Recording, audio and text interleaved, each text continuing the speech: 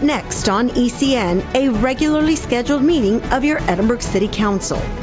On the council, Mayor Omar Ochoa, Mayor Pro Tem David Salazar,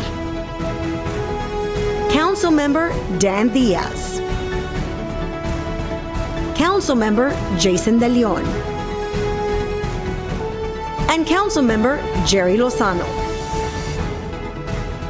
Sitting in as advisors, City Manager Mayra Ayala and City Attorney Ben Alonso. And now, live from the Edinburg City Hall, the Edinburg City Council.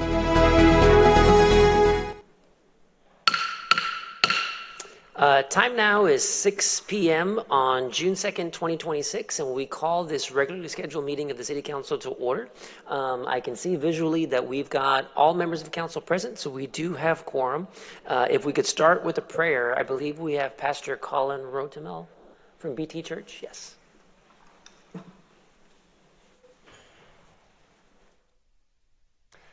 Let's pray. Heavenly Father, we thank you for the distinct privilege it is to serve here in this capacity, Lord. I thank you for these city councilors, Lord. We pray that you would give them wisdom, Lord, give them patience and give them favor in the community, Lord, as they attempt to lead. Lord, we pray that as they are presented with information and discussions today, Lord, I pray that you would grant them wisdom. Lord, I pray on behalf of the city that the citizens would also do the same, Lord, that we would recognize that by your design, Lord, we are better together, and that when we can stand in the gap and advocate for each other, Lord, we believe that great things can happen. Lord, we pray that you would bless this time, and Lord, we pray that you would bless this city. We ask this in Jesus' name. Amen. Amen. Thank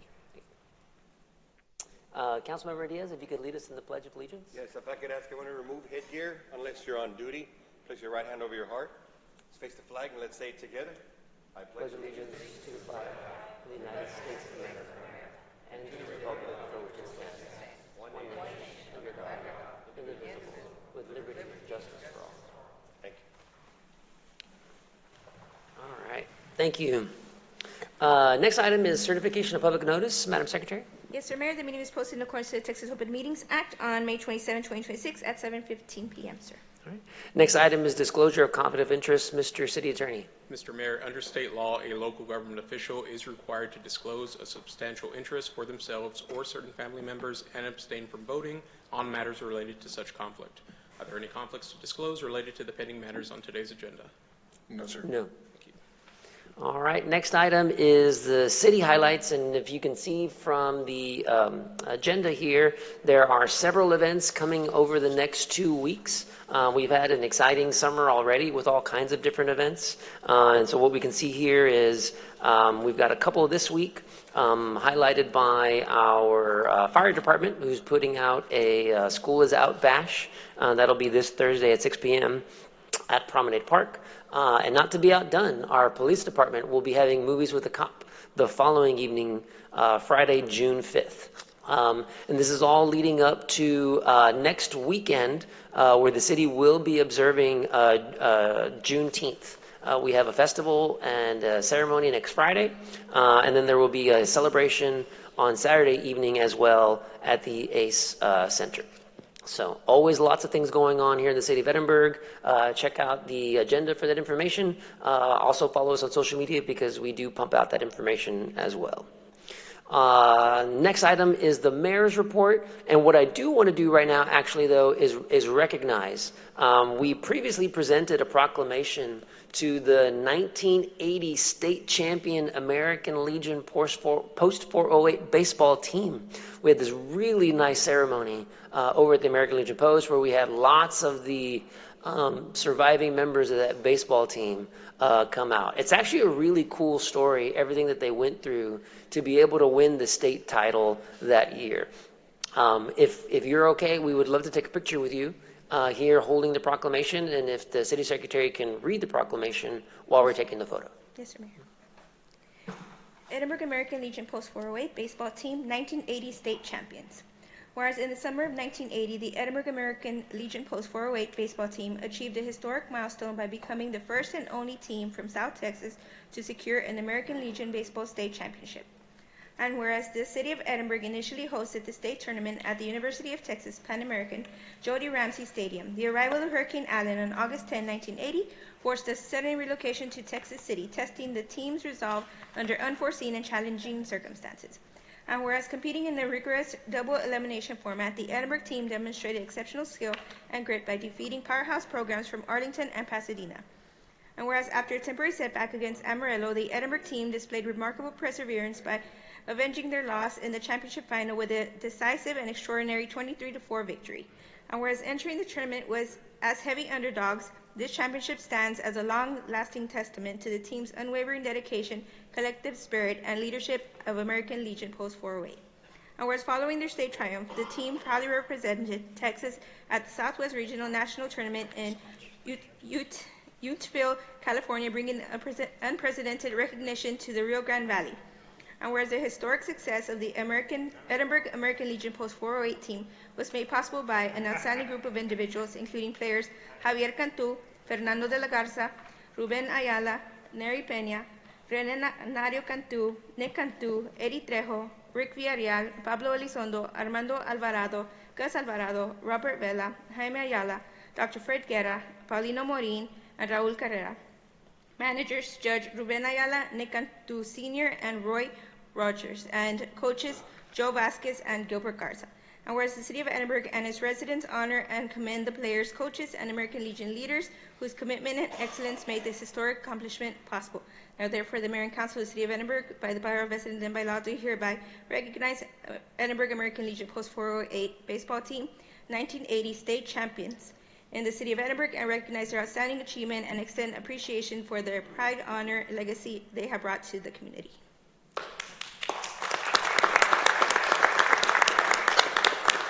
Yes, one wonderful story. We're always happy, honored to be able to highlight these wonderful stories from the past, lest they be forgotten, right? All of the challenges that the team overcame, young high school students who went out and showed the rest of the state what Edinburg is made of. So thank you so much for bringing this to our attention and allowing us to honor you with this proclamation.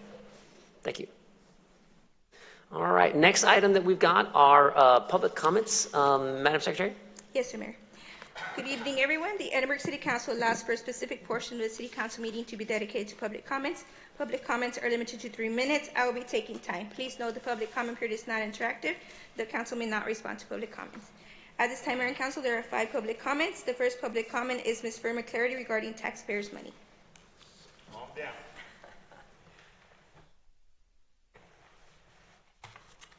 All right. I am here to tell you what you do not want to hear. It is that the general population does not want a tax increase. Selling $275 million in bond would significantly increase our property taxes. Currently, the city pays $9 million a year as interest on the debt. It sounds like a lot, but multiply that by 30 years and we are talking about $270 million. Now that is a significant amount, and no matter how low the interest rate is, the result is that we pay 2 or 3 times more than the purchase price.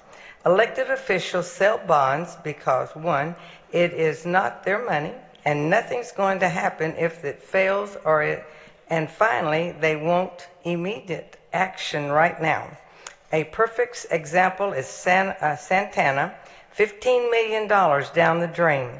My father once said to me, when you get a job, you can buy anything you want, but you can't buy it on credit because it will cost you twice as much. So how much will $275 million bond cost? The annual payment on 30-year loan is $15.7 million. Now, this is not including the annual city budget of $160 million, nor does it include the payments for the $9 million bond, for landfill equipment, or payments for the sports arena, training facility, or a multi-story parking facility. If you think people are not going to complain, wait until you see their taxes increase. Then it will hit the fan. It is important to note that the individuals who decide to initiate the debt on your home and businesses will not be in office for only a maximum of 8 years. He will not get to see the full impact of his actions.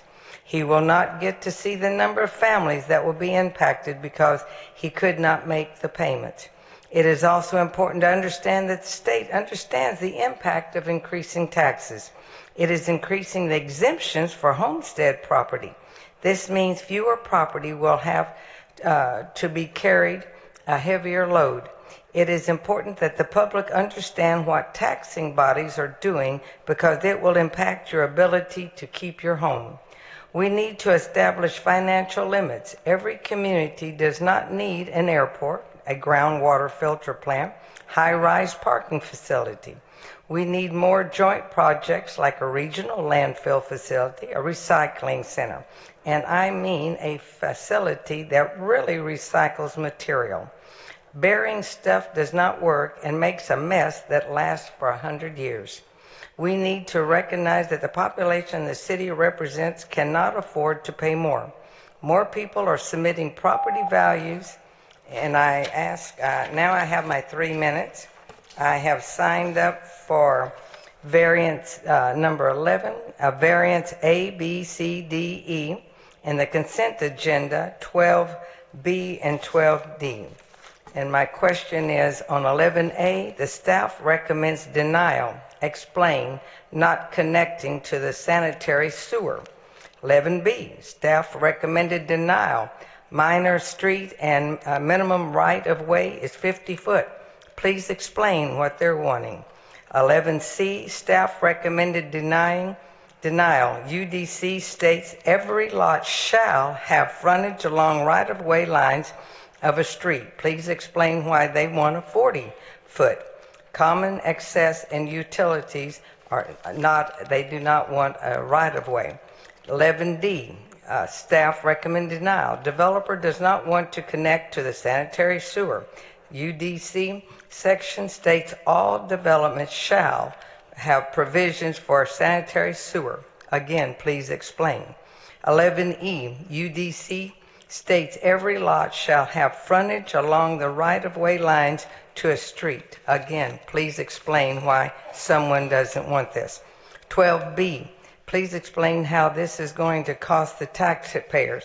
This is talking about the Ebony Golf Course, and I pulled up the backup, and it showed all the different costs that are going to cost the taxpayers, but I really didn't see where they're talking about how we're going to pay for it. And my main problem here is it shows how much is going out, how much it's going to cost us, how much is it going to bring in.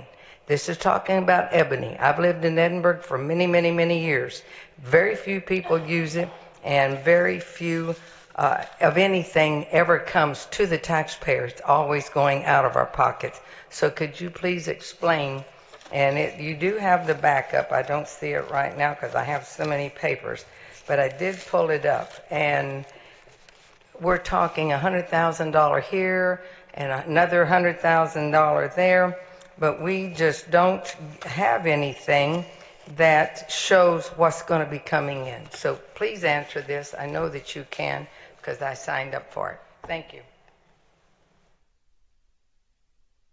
The next public comment is Gregory Vasquez regarding item 8B.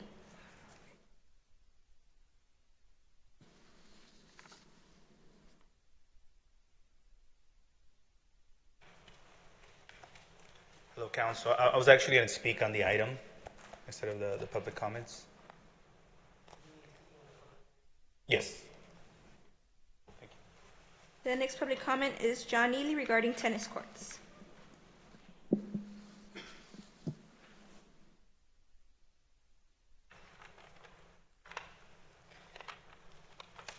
Hope you're doing well today. I'd like to apologize to the mayor. Every time I put something up on Facebook, I mentioned something about the tennis courts. So I apologize for that. I'm from Edinburg. I've been here since 1969, more or less. And a quick question. If you go to Harlingen and you want to play tennis, where do you go? The answer is you go to Harlingen. If you go to Mission and you want to play tennis, where do you go? You go to Mission. McAllen actually has two choices. They have the McAllen courts, and of course they can go to Mission. Now, I'm an old vato here and been around forever, but Edinburg has not built a tennis court in 70 years. Now, I know what you're thinking. You're going, well, we go by the various schools and their tennis courts there. The tennis courts at the schools are all locked up. Every one of them. The one at UTRGV, they're all locked up. So kids cannot play. Adults cannot play. Old people cannot play. You have to go to Mission to go to the courts. Now, on that day, 70 years ago, when they built those courts, I believe there's one in Memorial and two at South Park. I would rate them on opening day on a 1 to 10 scale, probably a 2. It's more like they poured some concrete and painted it green and then said, here, we have a tennis court. And throughout the years, they have, put maintenance on the courts by painting them. It's kind of like a Monet painting. You look at it from a distance, hey, they look pretty good, but you come up close, it's like the Sea of Tranquility. You see cracks and stuff like that, and they're in horrible condition. Now, to the city's benefit over the years, and I'm not blaming you because you guys just got here, but it's been neglected for 7 decades. We have built soccer fields, baseball facilities, swimming pools, skate parks, disc golf courts, playgrounds, and a dog park. And by the way, with the dog park, I have nothing against dog. I have one myself. You could probably put 6 courts in there. Now, I don't have much time left. I would suggest Memorial Park. And on Memorial Park, it does have one thing. If you put one there, there's a pavilion there that's rarely used. The second one, you'd be the first place in the valley that you could put 2 courts there. So it's a sport that has been neglected. And by the way, congratulations to the baseball. Edinburg is known for one sport in the 90s and early 2000s, and it wasn't baseball, it was tennis. We ruled tennis. But now nobody can play, kids can't play. Thank you for your time. The next public comment is Clara Rodriguez regarding item 10A.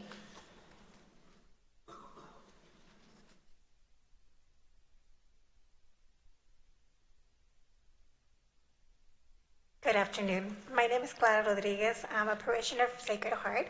I'd like to thank you for this moment of speaking. We are asking for a U.S. permit for the Feast of Corpus Christi coming up in Sunday, June 7th at 6:30 p.m. But we would like to extend an invitation for the council and for the public to join us for this beautiful festivities that we are going to have at our church. It starts with June 3rd. With Mass and a novena, along with the festivities coming up for the Corpus Christi, where we will process our Blessed Sacrament through the streets around our church. And it will end on June 12th with a festivity to the Sacred Heart of Jesus. The U.S. bishops have decided to consecrate the whole United States for the 250th anniversary to the Sacred Heart of Jesus. So we would like to invite the council and the public as well. Thank you for your time. The next public comment is Obed Montoya regarding pay raise.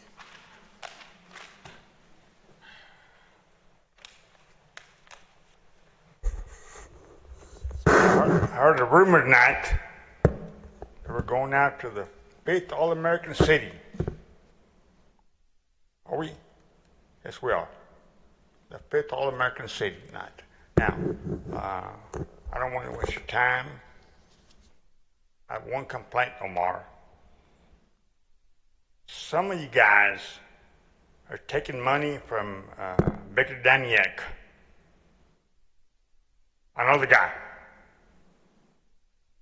He's on the Planning and Zoning Committee. All right? And on Thursday, he's going to sit right there on that chair where Jason's sitting at. You're going to say, oh, well, I control this Planning and Zoning Committee. We'll see about that. This is unacceptable. You know Jerry, Dan Diaz, Omar Ochoa. Their results are just a Leon. That's not right. For someone to say,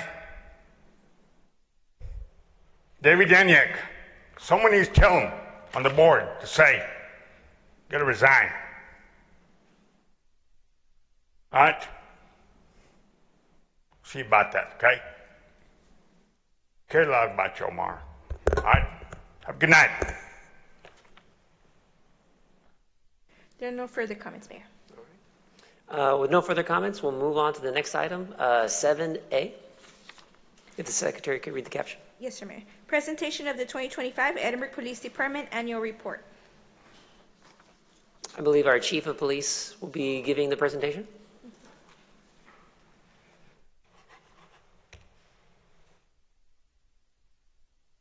Password.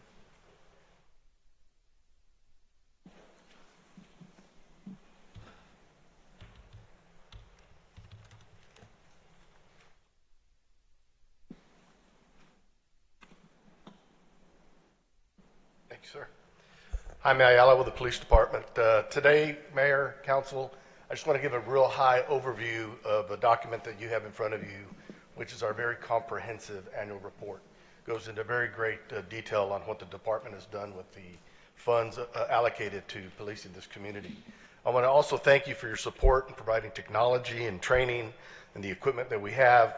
Ms. Ayala and Mr. Science for their support as well. And before I start, I do want to recognize we have several personnel here. Chief Duffner's here, our Management Services Administrator Padillas here, some other members of our command staff and of our department. Appreciate them being here. So this is a very high overview.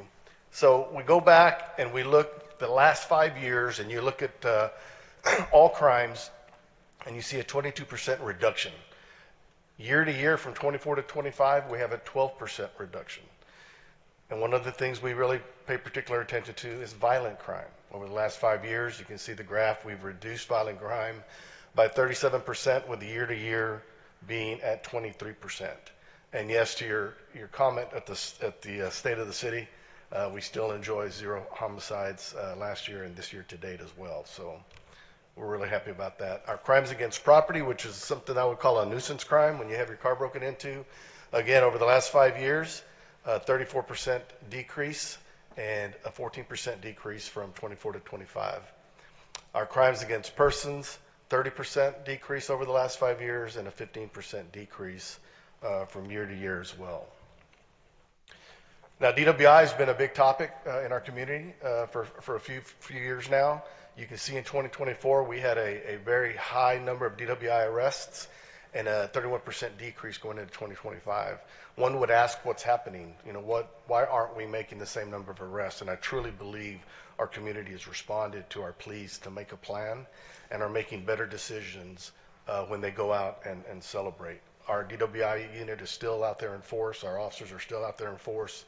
But I think we're just coming across fewer DWIs. Celebrating our National Night Out, that's the big night of the year for us. Ranked 9th in the nation for the second year in a row. Just a shout out to our community policing unit led by Lieutenant Ozuna and Sergeant Gaitan.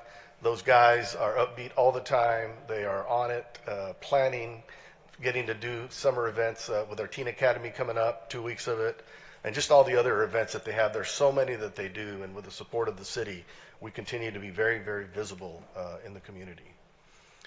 For the 3rd year in a row, we were selected as the favorite law enforcement agency, which it is what it is, right? We'll take it.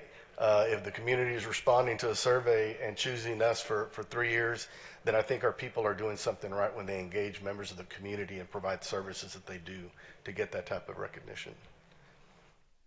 Thanks to you all, we rolled out our new patrol unit last year. I've got nothing but very positive feedback on the presence of the units, on more units being visible in our police beats, which we rolled out this past year as well.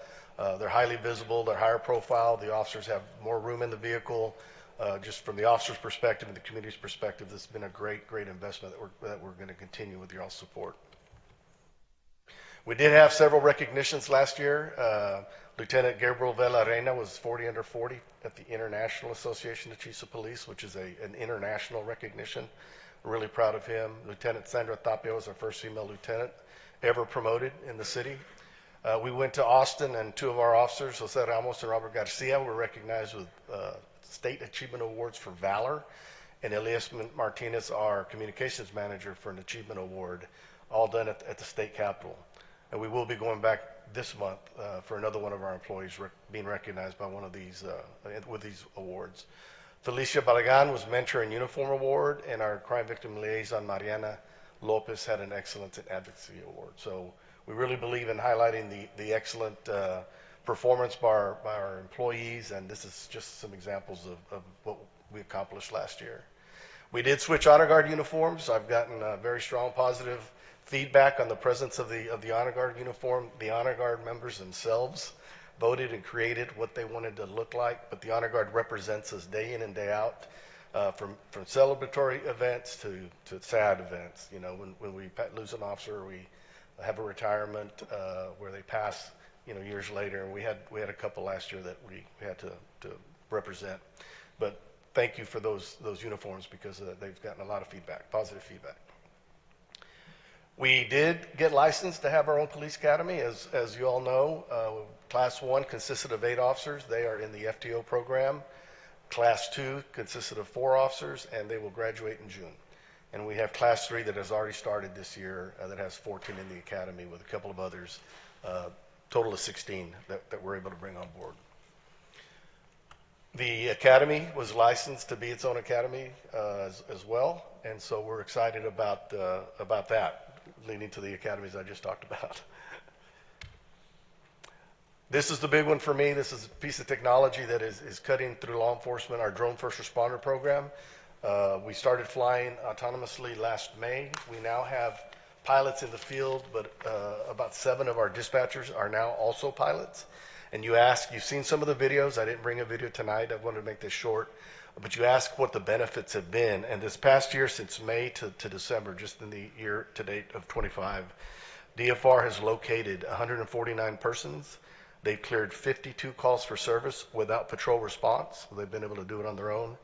And they're on scene first 46% of the time, which is a huge asset to officers on the ground. It's known as Raven. And if Raven is not operating, our officers let us know, because they're used to having it in the air, and they want that their oversight. And that's the presentation for tonight. Like I said, it's much more comprehensive in the books that we gave you, and I'll be more than happy to entertain any questions. Any questions, comments from the council? Chief, just first of all, great work. I love the numbers. I see that there's a number of stops. Is that traffic stops? Is that up? And is that a direct relation to the DWI stops? And I think overall traffic enforcement has increased. I didn't provide that number in the actual presentation, but we're adding more officers. As we add more officers, then we have more activity. But that is an emphasis in neighborhoods, because the biggest thing happening in neighborhoods is speeding. That's the number one complaint we get in neighborhoods. And so we continue to try to have that high visible presence. 2 of our motor officers are here. They're very popular in the community, of the 4 that we have. Very popular. Yeah, and they're very, very active as well. Yes, sir. Thank you. Anything else from the council? Well, I just want to say, Chief, I know this is just scratching the surface on the productivity, on the results that the police department drives. I mean, just seeing the crime rate numbers and the decrease in those over the years. I mean, this is lives being saved. These are families not being torn apart. These are real impacts on real people. And so I, for one, am very grateful for everything that the police department has done. And it's not just the statistics, it's the involvement in the community. And you touched a little bit on the National Night Out, but I know there's just so many events that you and the COP community does in our city, and all of it makes a huge difference. And so just, me personally, on behalf of the City Council, really want to thank you as the leader of the department and all of your staff. for really leading the charge on keeping our community safe. We really appreciate you. Thank you very much, and you know you can't do it without the staff and the officers in the field and the support staff in records and jail and everywhere else in the department. This whole presentation, all these numbers, the book that you're looking at primarily was put together by our crime and intelligence analyst, Carla Marin Turiz, who's also here seeing her work product. And so just thank you to the entire department. This is the report card to you, and we appreciate your support. Thank you, Chief. Thank you. Thank you, Chief. Good job, Carla. All right, next item on the agenda are public hearings. We will start with item 8A. Public hearing is now open on this item. Anybody wishing to speak for or against this item may come forward.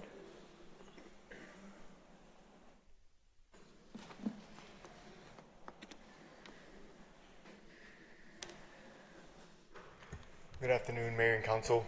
Marlon Garza with Melton and Hunt for the record, representing the developer on this item. So we wanted to change the zoning on this property.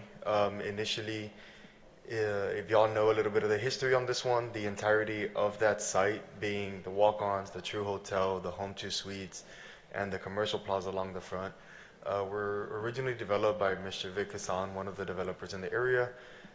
His intention at the beginning was to build a third hotel in the rear. Since that time, he's gone ahead and changed the location. As some of you might know, the courtyard has moved over to Wisconsin, where the Trenton shops are at. And that was after he conducted his own market study for what was the need in that immediate area. So he went ahead and shifted the site, so he has this green space left in the rear of his two hotels here. His idea, his intention is to build townhomes in the rear. He doesn't believe that leaving it as commercial for like a commercial strip plaza or anything is very feasible for this area. Being that the hotels are there, it blocks off the view to leave any plaza for viable for any tenants or anything. It's a very low visibility. That's really the reason for this such request. We've submitted a preliminary plat over to city staff as a preliminary submittal. There is changes that we need to do. But for now, as far as the zoning and the intentions, is really that behind it. If y'all have any other questions or concerns, I'd be glad to clear those up. Questions, Council? I believe there's also a variance request tied to this, correct? That's also on the agenda? There's a variance request regarding the lot frontages of the properties, the townhomes. By your UDC, it is mentioned that the lots need a front public right-of-way.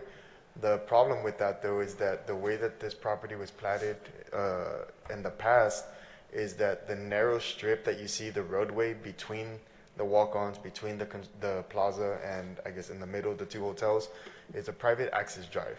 It's not gated, but it is private because it's all commercial and it's all owned by the developer. I've spoken with the city engineer, with Mr. Hinojosa. We've sat down with staff, including with my superiors with Melton and Hunt and with the developer. They wish to keep it as is. From the city standpoint, it doesn't make a lot of sense, at least from our point of view. You could ask Mr. Hinojosa himself. But from our point of view, it doesn't make a whole lot of sense that this entire time it's been maintained privately to now be transferred publicly just to comply with the fact that the UDC calls for it to be public right away instead of a private access going to reach the townhomes in the rear.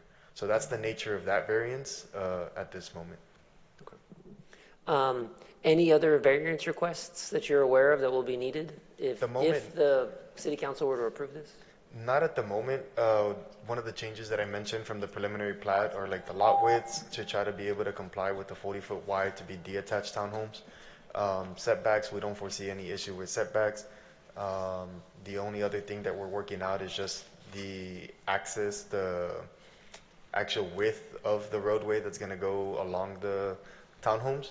I believe right now on the plat we have it as exactly 32 right away for the 32 back-to-back.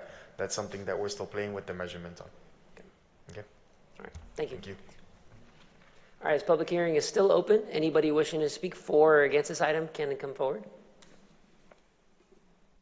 I have a question for staff on this one. Just real quick, what were some of the reasons why the planning and zoning and staff recommend denial on this one if it's close to residential and townhomes are, I guess, considered, they are considered single-family residents and all that. So what are some of the concerns on staff's point of view? Yes, good evening. Jaime Acevedo, Planning and Zoning Director. Some of the concerns that we had was the depth of the lot.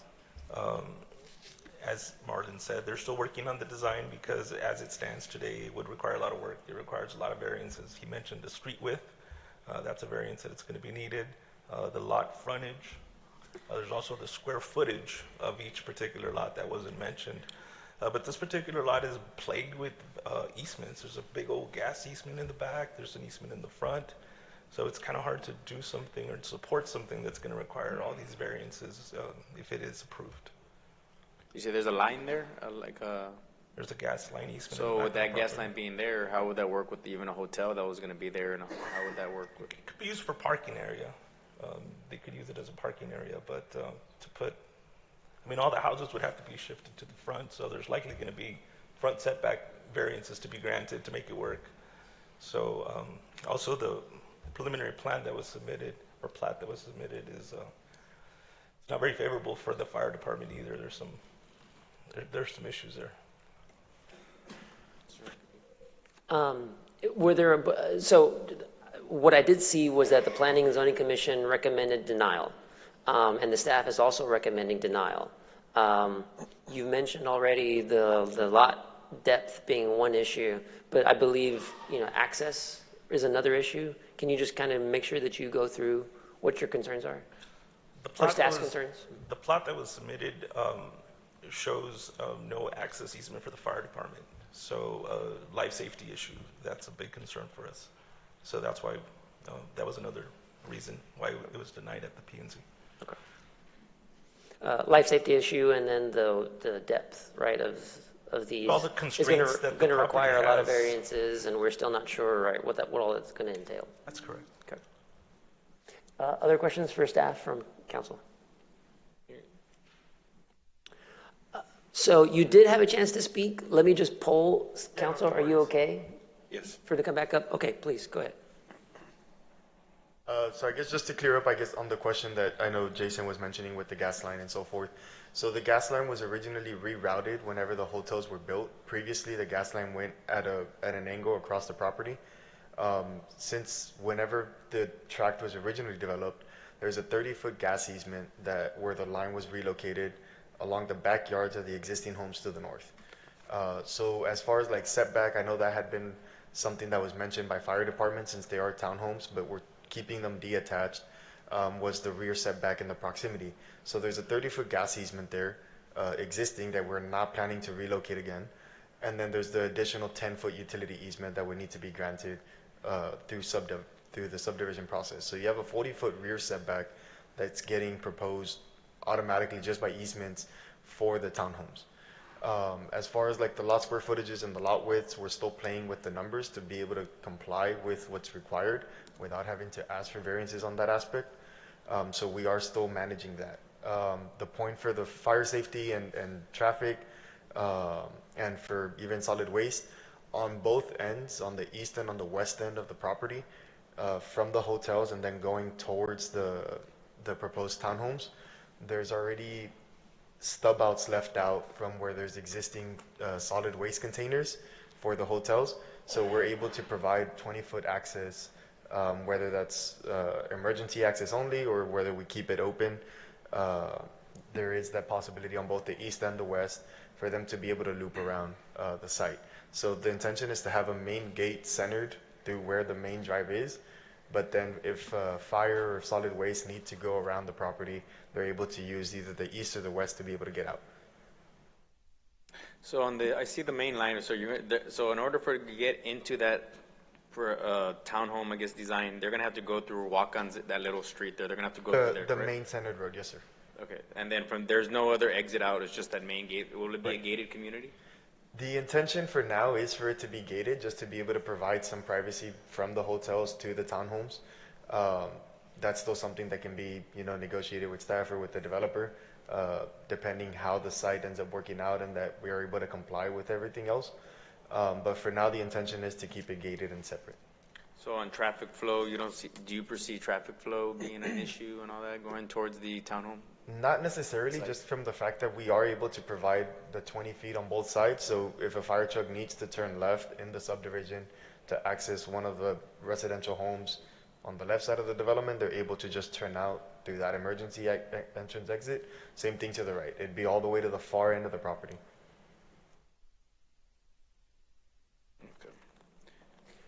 And so to staff's defense, we have not provided that necessarily to them yet. That's still something that we've been revising on our own. But on record, I can state that we do have that proposed already. Well, that begs another question that I was going to ask, which is, I mean, how final are your plans on what it is that you want to do out there? You're still working on them? You're still not sure? Well, because we've been working on the rezoning, and then the variance for the public frontage issue. So it's kind of difficult for us to provide you final plans to present tonight when we still have the pending issue of the public right-of-way facing and the rezoning.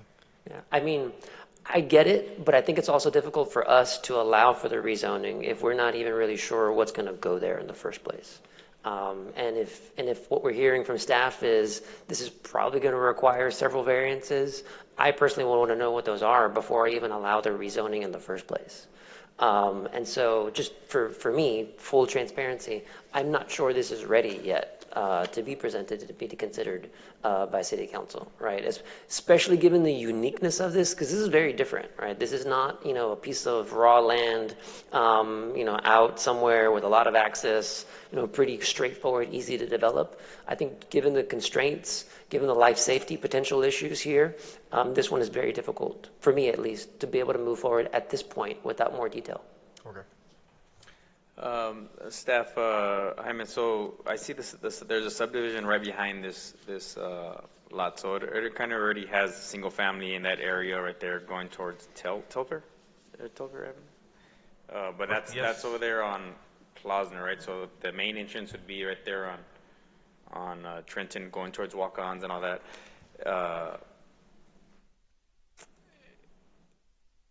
What do you, as far as foresee future issues that can cause if this gets approved or not? Like, what are some of your biggest concerns as far as the entryway to get in there if it's a gated or non-gated community? It's the traffic issue, and then also the access for the fire department to be able to safely go on there and save lives. So would a fire truck be able to get in to that area so if they were to go to the hotel, would they be able to get to the hotel? Currently they could, because there's driveways all around the hotels, both of them. So right now, as far as the hotels, yes, they can safely go in there and do what they got to do.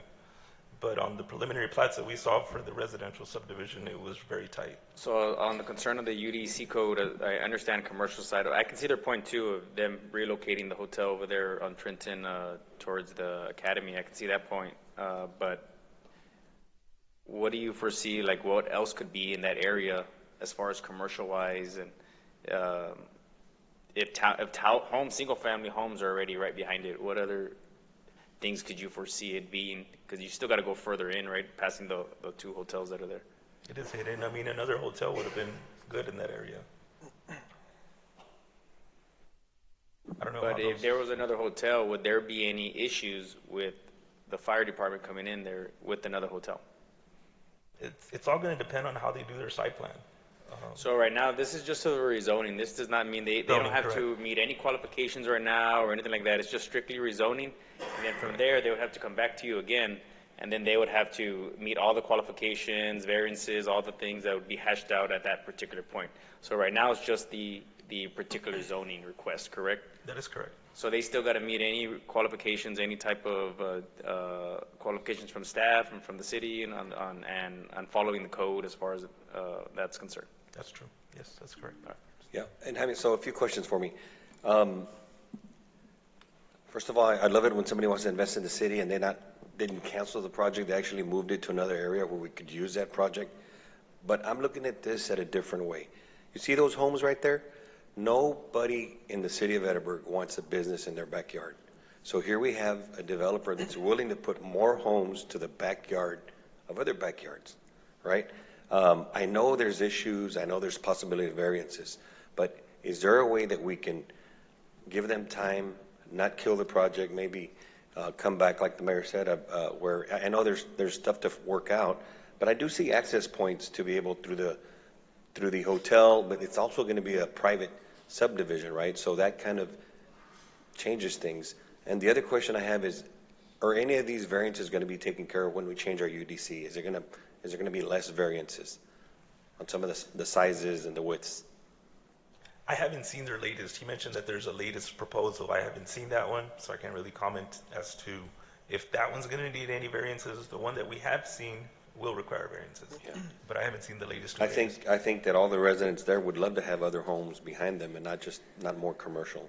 So I would love to be able to try and work something out. You know what, and Councilmember, going back to that idea, actually, I didn't think of it that way, but that actually makes a lot of sense, because if there were townhomes there, and whoever buys those townhomes, they will already know there's a hotel right in front, so they're already under the assumption that they know what they're buying, right, as far as that's concerned. So actually, I did not think of it that way, but that's a good angle that I did not take into consideration. Any recommendations so that it doesn't go one way or the other and kind of give time to work it out? We can table the item and bring it forward once we get a more defined plan. Okay.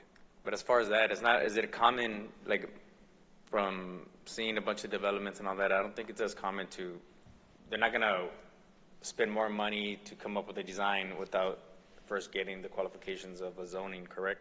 That's correct. This is the first step. Yeah, because they're not going to go all the way to Z, right, when they still haven't gotten to C. You know what I mean?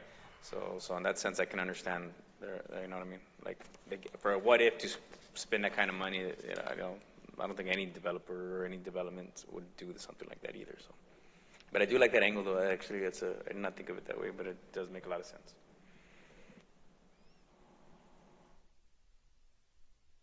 Other comments, questions? Just the one thing that I'll say, right? So this the future land use for this area is commercial. Commercial. Right. So I mean, the decision to go against our future land use, we've done it before, right? If it makes sense, right, with what's being developed. But to me, that gives me pause to just do it and then see what happens later. If the future land use right now is commercial, it's zoned commercial, I would like to have a good reason to flip it to a different zoning first. And I'm not against the project. And like I said, I agree. I think moving the hotel that was planned here to a better location services everybody much better. But at the same time, we need to be careful about the housing developments that are being made in the city of Edinburg. And if there's true life safety issues, if there's potential variance requests that are going to be necessitated by the layout of the project, me personally, I'd like to know what those are before we even grant the rezoning and go against our future land use map. Okay. Any other comments? No? Okay. Public hearing is still open. If anybody else wishes to come speak for or against this item. All right. Okay, seeing no more, the public hearing on this item is now closed. Is there a motion from council? On 8A, I'd like to make a motion to table. All right. Motion to table? Second. Motion to table and a second. Any discussion? And for me, I think the neighbors would love to have other residents there, and so it just gives everyone time to try and figure it out. That's the reason I made the motion. The only comments I have to say is I think it's a great project. I think it's what's supposed to be. I don't see a retail center or a commercial center coming in there. But I do like to see a plan so that we avoid the problems or the variances in the future so that we could have one smooth transition into what needs to happen there. So if you can at least have some kind of a preliminary plan for the maybe next meeting or whatever it is. Any other comments? All right. Okay, there is a motion and a second to table. All those in favor, raise your right hand. All those opposed? Motion passes.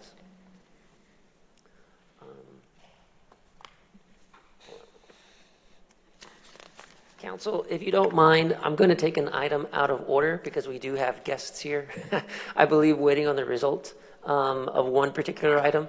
If we can move ahead to item 10A. Is everybody, Council, you're okay with that? Mm-hmm.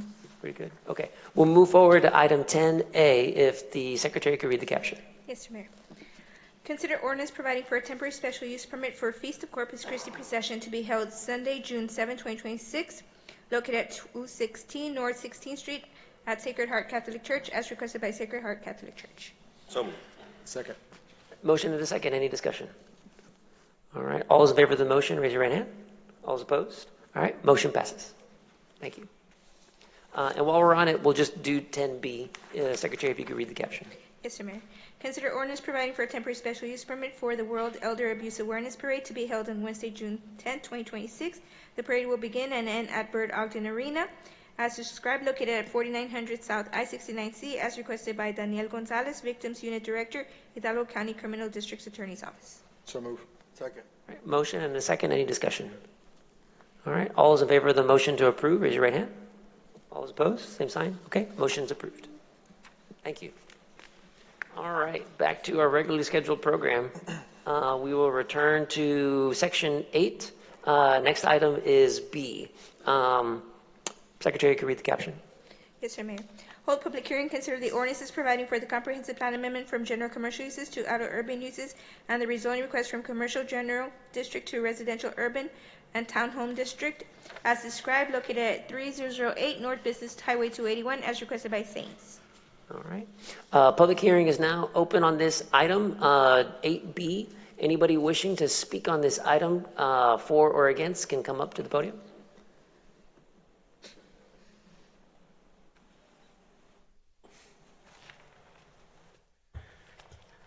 Good evening, Council and Mayor. My name is Gregory Vasquez, and I am the project manager for this development. Can I stop you for Sure. just a second? Just to make clear for the record, you are a member of the Planning and Zoning Commission. That is correct, yes, sir. This item was considered by the Planning and Zoning Commission? Yes, it was denied, yes, sir. Yes. Did you participate in that? No, I did not. Did you vote on that? No, I did not. Okay. All right. Just wanted to make that clear for the record. No Please problem, sir. continue. Thank you. We are requesting a rezoning for the commercial general use to residential, urban, and townhome for a 106-lot residential subdivision. Having developed more than 800 lots in the city of Edinburg and working closely with the local real estate market trends, I believe this property is better suited for residential uses than commercial uses, especially given that it's located right across from Edinburg North High School. When we look at successful planning and development, compatibility matters. Residential neighborhood next to schools create a natural fit. They provide a safer environment for students, reduce conflict between land uses, and create a stable long-term investment for the surrounding area. Commercial general zoning allows for a wide range of uses that can increase traffic, noise, and activity levels that may not be best fit directly across from a high school. Our proposed development would include private streets, a dog park, gathering areas, and EV-ready infrastructure. The goal is to create a quality neighborhood that families will be proud to call home. I would also like to point out that we're not requesting any variances as part of this project. The subdivision has been designed to meet the city development requirements, and we are moving forward within the standards already established by the city of Edinburg. From a market standpoint, housing continues to be one of the strongest needs in Edinburg. Families are looking for quality housing options, and this development helps meet that need. It also helps strengthen the local economy because every new home adds residents who support nearby businesses, restaurants, and services.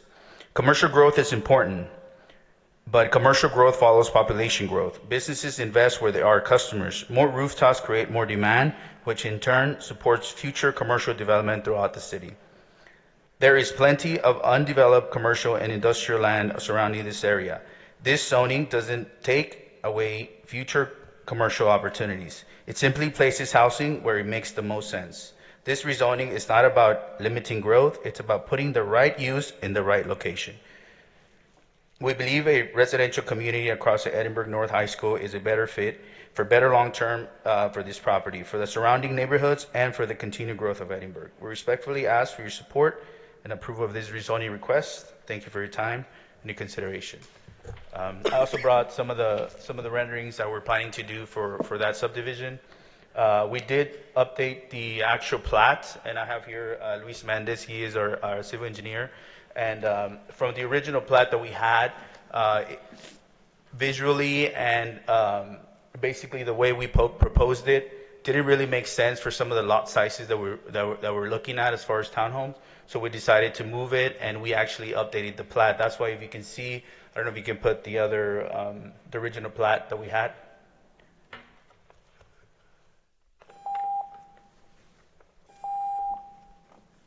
That's okay. You can Yeah, continue. yeah. So basically, we updated, and these are some of the renderings. It's going to be a private neighborhood. We really consider, obviously, the commercial, but in our experience, there's been a lot of issues with parking.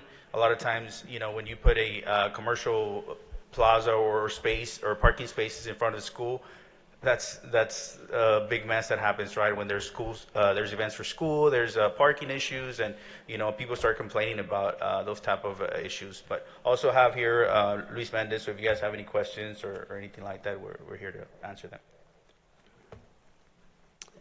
Questions? Go ahead. Sorry.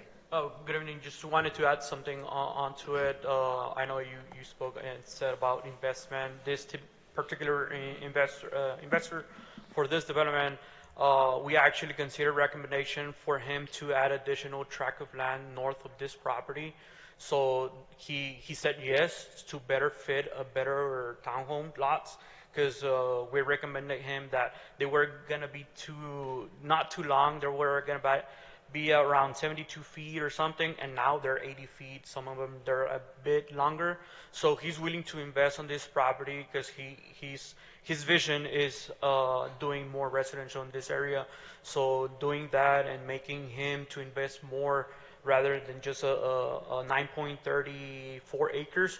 Now we made it 11.23 acres, more or less. We actually already submitted the preliminary plat, so we can start processing everything, and as well get feedback from the City of Edinburgh's departments on all aspects, engineering, planning, fire, and all that. So I'm here to assist if any questions you have in case regarding any engineering or planning. Questions from the council? I guess I have a question for staff. So I see that planning and zoning denied it, and so does staff. Why is that? What was the reasons because of that? Our main reason is because everything north on Rogers, with the exception of the school, along Business 281, is commercial. If you look at the zoning map, it's all either commercial or industrial just north of Rogers. We weren't opposed to the residential project, but what we wanted to see was commercial in the front and then residential in the back. Okay. So if the front was commercial, it probably would have gone through P&Z. Correct. Is that a rendering of the front? What would be considered commercial if it was to stay that way? Yeah, I was trying to find it in the packet, but I didn't see that. This is new, right? Yeah. Yes, this was new from the original plat that we have proposed. Yes, sir. And so instead of a commercial building, just for staff, was P&Z able to see that beautiful entrance there? Or that wasn't? No, this was not the plat that was presented to P&Z. Okay, I understand. They just made some comments that the plat might be 11 acres. That's not what's on the agenda tonight. Yeah. So they might have purchased more land, making it bigger. So would that go back to P&Z again, or what happens? That is an issue, though. So was more land purchased? No, not yet. No, sir. We are considering the top part for it, but everything in the back part is with the future use of the zoning district. So the top part, it's going to be separate. But once we get the bottom part, then we can it's not needed for that project to work. What is needed is the rezoning for us to be able to accomplish that. And the front, we consider the commercial, but the commercial, it's not a very wide lot. So whenever you do a street in the middle, you're going to do two commercials, and the plazas are going to be very small. There's not going to be a lot of space.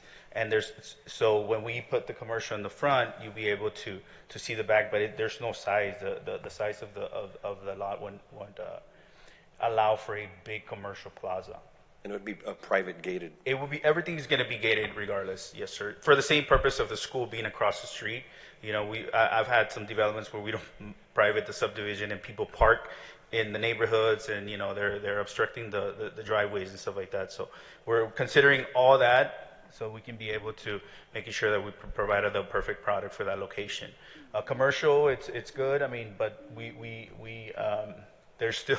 I did a market myself, and there's almost 1,000 acres of commercial that still needs to be developed before we can even start doing any kind of single family. And if you look at the map, everything around it is vacant land. So we're trying to bring some more homes for that specific area. Just being across, if it wasn't across the school, we wouldn't even be here today.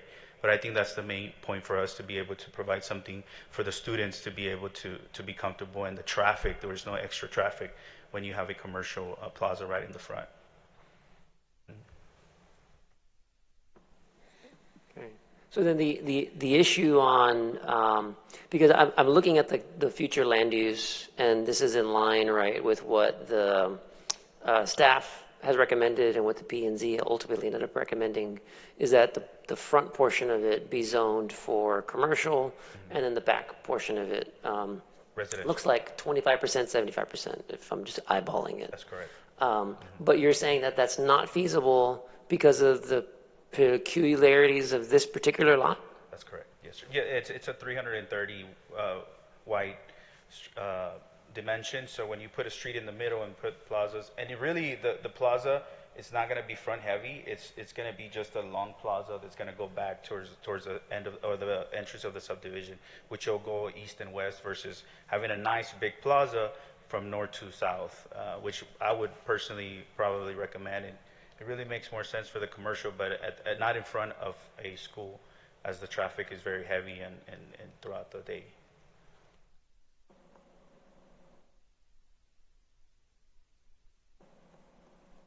How many lots is planned? It's 106 townhome lots, and they're going to be detached as well, so they're not going to be attached. We've spoken to the fire marshal as well to take that into consideration, since there's not going to be access to the back in most of the townhomes that they do, because they attach them. We're still following all the requirements. There's still going to be firewalls, but they're not going to be attached. They're going to be detached. Yeah, so there'll be access for the fire department to access the back if they need to. And you're saying that as the project will not require any variances? No, sir. No, sir. No variances. We're just doing the townhome zoning. Okay. And Jaime, so I'm looking at the map. Just south of that, I see that obviously off of business is commercial, but behind that property, that's residential or auto urban, I should say. Correct. And there's homes right next to that. Correct. On the south side, there's a big older neighborhood on the south side of that project. Yeah. Thank you. Yeah, I mean, this is a really nice corridor. There's a lot in this corridor's future, right? I mean, this Montecristo, Klausner, it really is going to be a commercial center, I see, kind of going into the future. You got that Murphy's, you got Whataburger, McDonald's, Starbucks right now is in that area. From ICSC, we have some other franchises that are specifically interested, right, in that corridor. The EDC made a significant investment, thank you, on the water tower there on that north side of that intersection. So I see where staff is coming from when they're talking about they want this Klausner corridor to have commercial that abuts it right off of the street, and residential to continue in its character that you see right now, which is behind the commercial. But I guess what I'm really hearing from you is that, your opinion is that that's just not feasible on this particular piece of property. Yeah, because even if we attract a out of state franchise, it's really, there's not a lot of space to do a lot, right? Now I would understand it. Maybe it was an acre of land in the front for each lot. It would be a different story. What's the square footage that we're talking about, or size on the commercial if we do put based on the map? I would say it will be around an acre, more or less. Total. Oh, Total. So it'll be a half an acre if we split it into two. So it's not going to be a big commercial area, So I felt that it was a little bit, make it a little bit more sense for the school to have something a little bit more fitting to their needs. Traffic gets pretty tight there. I mean, we've seen it, and that's what we took into consideration, everything when it came to being across the street from the school. Okay. Other questions? No? Staff, Jaime, do you have any comments on the size of the lot, the ability to have commercial in the front, given its characteristics? I was looking at the lots here. 35 by 80, those would require a variance if they're going to be detached. If they're going to be attached, you can have them that size. But for detached, we require a 40-foot width and 4,000 square feet total per lot. So might need a little bit of work. But yeah, his I guess if the lot's 300 feet wide and you cut a street through the middle, it leaves you about 125 on each side. It would, I guess the plaza wouldn't be able to front Klausner. It would have to front that interior street for it to kind of work. Okay. Unless they push the street to the side, but that's up to them. Yeah. And then we don't need variances. I mean, even if we have to attach the townhomes, we're just trying to make more into what the market is asking right now, you know, because it feels more multifamily when you attach it versus being detached a little bit. So, and that's what we're trying to shy away from, multifamily. So I think this would have been a perfect fit for what we're trying to do in that location. But it does not have to be detached. And that way we don't have to ask for a variance. Yeah, and for me, I like it that you're trying to do something nice, not just multifamily, more bang for your buck. Multifamily, we know that should be in certain areas. This is nice, gated. Front entrance, I know it should be commercial, but if it's beautiful and private, I think that's really nice. Thank you for not wanting to do multifamily, several story right there. Yeah, and it's going to be all block fence throughout, all the perimeter in the front, and about maybe 150 feet on the side for the commercial side. Right. So it will be all block fence on the outside. So you have a big view of block fence. So it's going to have a nice view where we're not using cedar fence in the front or anything like that for the commercial side. I kind of agree with Councilman Diaz. I think it's what I'm seeing from the rendering and what you guys are trying to do. I can understand too, commercial. If you're going to have a side of a building facing the street, I think that's more of an eyesore. So, but you can't do anything on the front end. I think it's important to have more rooftops in that area to support the businesses that are there and bring in a different clientele and, just reamp that area. We're always talking about east side and north side and bringing opportunities. And I think this is, I like it, to be honest with you. One of my main concerns, though, is I see that there's a two-story. Will there be any type of two stories that are going to be on the side where, I guess this is Glasscock Street. Will there be any? So the south side, these are highlighted orange, gold. In the bottom part, there's residential.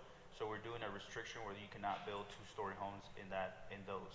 So they'll all be one story, and anything else. Up here is commercial. This is vacant land as well. So we're taking into consideration the neighbors that are on the south side to making sure that we don't put a two-story, townhome there that's gonna, take away their privacy, and we're taking that into consideration as well.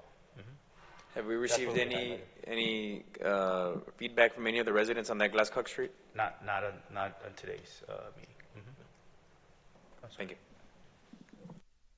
All right. Anything else? Thank you for your commitment to no variances. Looking forward to that.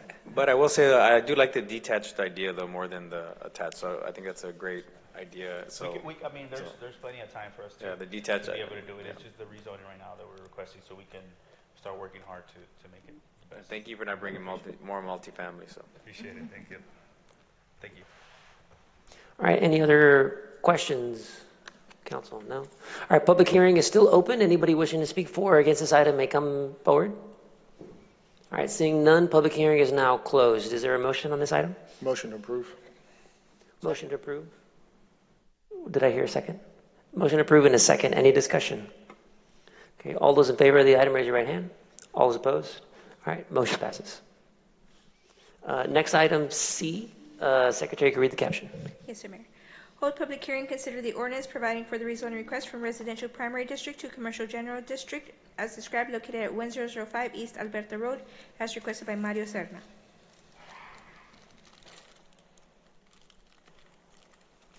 All right, public hearing on this item is now open. Anybody wishing to speak for or against this item C can come to the podium.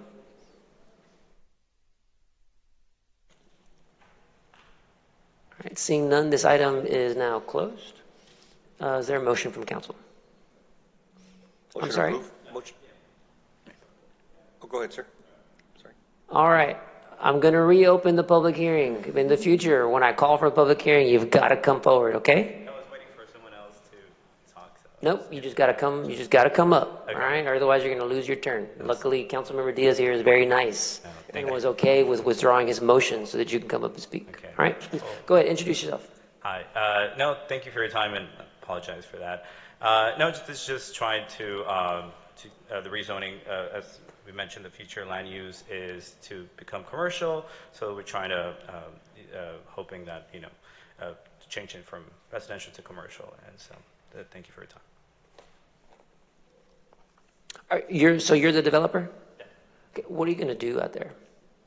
So the goal is to, they talked about tennis earlier, so we're hoping to do like a pickleball paddle court in the back, and in the front doing some food trucks, and so sort of like a commercial, sort of like a dining, walkable area that people can sort of enjoy some food, but there's also like this athletic field in the back that, it's an enclosed area that people can work within. You came here a while back, though, didn't you? Yeah, it's been a journey. Yeah, we've been trying to, get this project going, and so we've sort of gotten a bit more, I guess, we went back and really developed the idea and really, went back and really tried to see what was the plan. So the original idea was just to see if it could be turned into, commercial, but then the feedback was like, okay, can you go back and really develop this? And so we went back and we really sat back, we talked to the investors and everything, and so now we're really a lot closer to the true vision of what we I know originally the design you had was actually really nice too. I do know the property across the Bird Ogden Arena, they just purchased that, so I know there's going to be residential and commercial there too. So I can see now that it does call for more commercial in that area, just because of the fact that I know there's going to be more commercial now. Yeah. Officially going to be coming up soon. So yeah. So this just happened the last like three weeks, something like that. So I think it's a great idea, actually. I really do. Thank you. How far along are you? Do you have an engineer or general contractor? So not yet, but we mostly the master plan, the site plan, and trying to start getting, all of that rolling. But do you have a timeline in mind as to when you'll break ground? Hopefully, this year, we're hoping to be able to do it this year. Again, we'll probably start rolling out with, trying to get, everyone else involved with engineers and everything, but we do hope that it'll be closer to this year. One of the other items of concern from the last time that you were here, have you had a chance to speak to any of the neighbors, any of the neighborhood?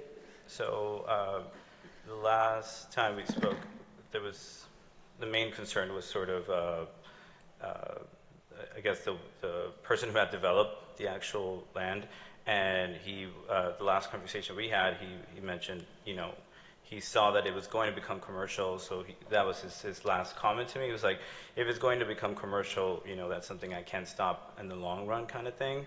So it was like, if that's going to happen, just, that's sort of what's coming. And he was sort of more leaning towards that he knew that was the eventual sort of result of that street. So. That was Mr. Villanueva? Correct, right. Yes. Mm-hmm. And it is. He's absolutely right. It actually is going to be going commercial in that whole little areas. Okay. All right. And I'll just repeat kind of what I had said before, right? Which is, I think the idea is good. I think it's a good project. I agree that this is a commercial corridor, and so I think that's what it's going to grow into. But at the same time, we as the council have the ability to put some foresight, right, into what's actually going to go out there. If you get this commercial zoning and you're telling us what you intend for it to be, it doesn't actually have to be that. You could sell it tomorrow. Someone could go up there and put a gas station in there, right? Which would be very disappointing for us. So in some measure, right, we are proceeding on this, however it ends up going, based off of your word on what it is that you intend to develop out there. Hope you understand that. Yeah, no, I understand. Thank you for that. Any other questions, comments? All right. Okay, thank you. Public hearing is still open on this item. Anybody else wishing to speak for or against can come forward. All right. Seeing none, the public hearing is now closed. Is there a motion? Motion to approve. Mayor, if I may, this item was tabled by the council back on April 7th, 2026. So for official action to be had on this item, I believe it should be untabled at this time. I disagree. I think it being placed on the agenda is taking it off the table. It's a little bit different than Robert's rules, where we're trying to untable from the same meeting if it appears on the agenda, it's ripe for action. What do you think? With that interpretation, I do agree, Mayor. Proper notice was given for this item, so with it properly being on the agenda, that can serve as notice and the action can move forward. Yeah, on that note, staff, I was going to say that there's some missing information because I remember this item, it was tabled, there was direction. I think that needs to be part of the packet also. I was, in just overview, I thought it was the neighbor trying to go commercial because I remember we were working on this, but I couldn't see the notes. But thank you for that. Okay. All right. One more time. Is there a motion from council? Motion to approve. Second. Motion approved and a second. Any discussion? Okay. All those in favor of the motion, raise your right hand. All opposed? All right. Motion passes. Next item is item D. Secretary, can you read the caption? Yes, sir, Mayor. Hold public hearing, consider the ordinance providing for the special use permit for on-premise consumption of alcoholic beverages as described located at 310 West McIntyre Street as requested by Jace Hughes on behalf of J.M. Mejia Properties, LLC. Motion approved. Well, hold on. We have a public hearing. Yes. So public hearing on this item is now open. Anybody wishing to speak for or against can come up to the podium. All right. Seeing none, public hearing is now closed. Is there a motion? Motion approved. Second. Motion approved and a second. Any discussion? All right. All those in favor of the motion, raise your right hand. All opposed? Motion passes.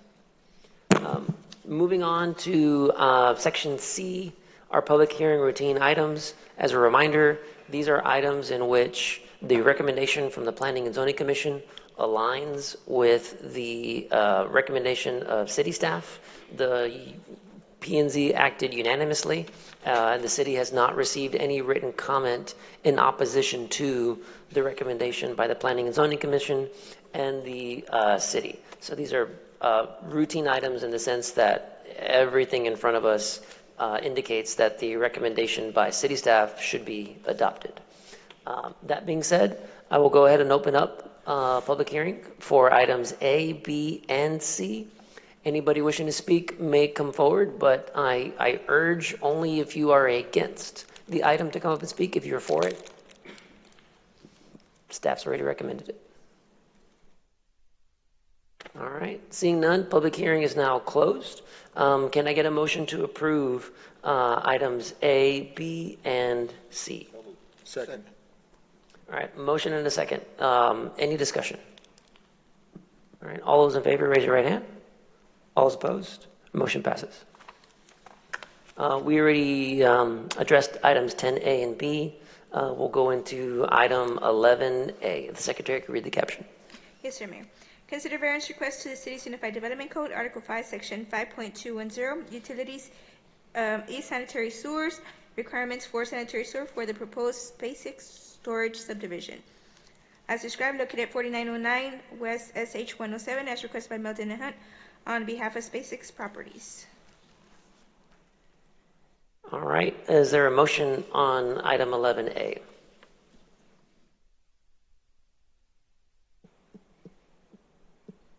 I'll note that both staff and planning and zoning recommended denial. I guess I'll make a motion to deny, but with discussion. Okay. Motion? Is there a second? Second. All right. Motion and a second. Mr. Acevedo, I guess what was the reason why both planning and zoning and staff recommended denial? Because it was already a line in the area that they could connect to. They just didn't think it was feasible to do it. Mm-hmm. But being that there was a service in the area, our recommendation was for them to connect. So they're asking not to connect to the sewer line? To be on a septic tank, because it's going to be for a storage unit facility that's only going to have like 1 or 2 restrooms. So they thought it was going to be too much of an expense to connect to the sewer line. And they opted to go the variance route to be on a septic tank. Kind of makes sense. I mean, let me ask the question.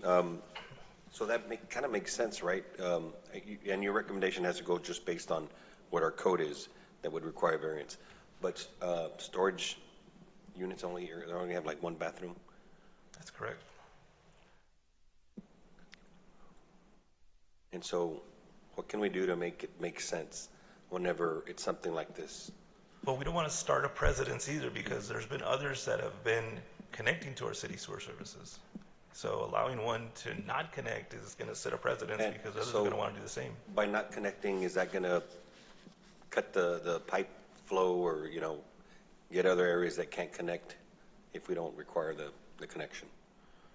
You know what I mean? Is there a domino effect, essentially, right? It's going to hinder further development of people being able to connect into the sewer.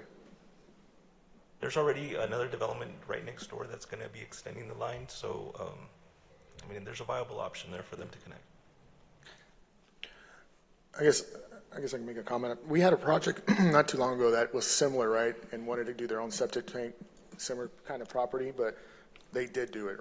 They connected to our sewer lines. That's correct. That was almost. So I kind of feel like if we're going to do this, you know, and allow them to do that, it's kind of domino effect. And if we're going to set the precedence, we need to stay up to code as far as what we're requiring. I think it's a pretty good rule to require sanitary measures in buildings in our city. Yes. Other comments, questions? Okay. Hearing none, there is a motion to deny. All those in favor of the motion, raise your right hand. All those opposed? All right, motion passes. Item's denied. Next item B, if the secretary could read the caption.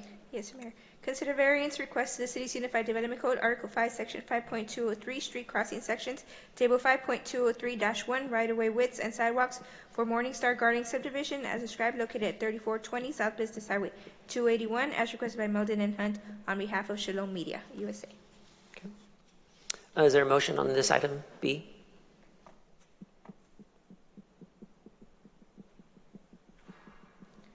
motion to go with the city recommendation? I mean, staff recommendation to deny? To deny, or is it? Yeah, there's a motion to go with the staff recommendation to deny. Is there a second?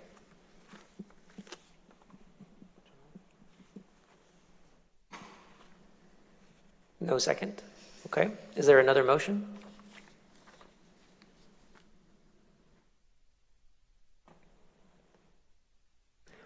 Is there a motion to suspend the rules so that we can discuss before taking the motion? Take a motion to suspend the rules. Okay, motion to suspend. Second. Second. All those in favor of the motion to suspend so we can discuss before taking a motion, raise your right hand. Okay, motion passes. Okay, Jaime, if you could help orient us on this, please, and questions that come up on this also, so we can just address it. So this is a property that's actually been here before. This was brought back, I want to say, in the fall of last year. And at the time, they were requesting for a 40-foot right-of-way width. And it's a property that is only going to have homes on one side. There's going to be a street on the south side. And then the lots that are in Wisconsin are going to have that street kind of as their backyard. So the not having sidewalks on one side of the road kind of makes sense, because those are double frontage lots, and they're already supposed to have sidewalks along Wisconsin. On the street right-of-way width, at the time that this item was previously discussed, there was an option to go 45 feet, actually.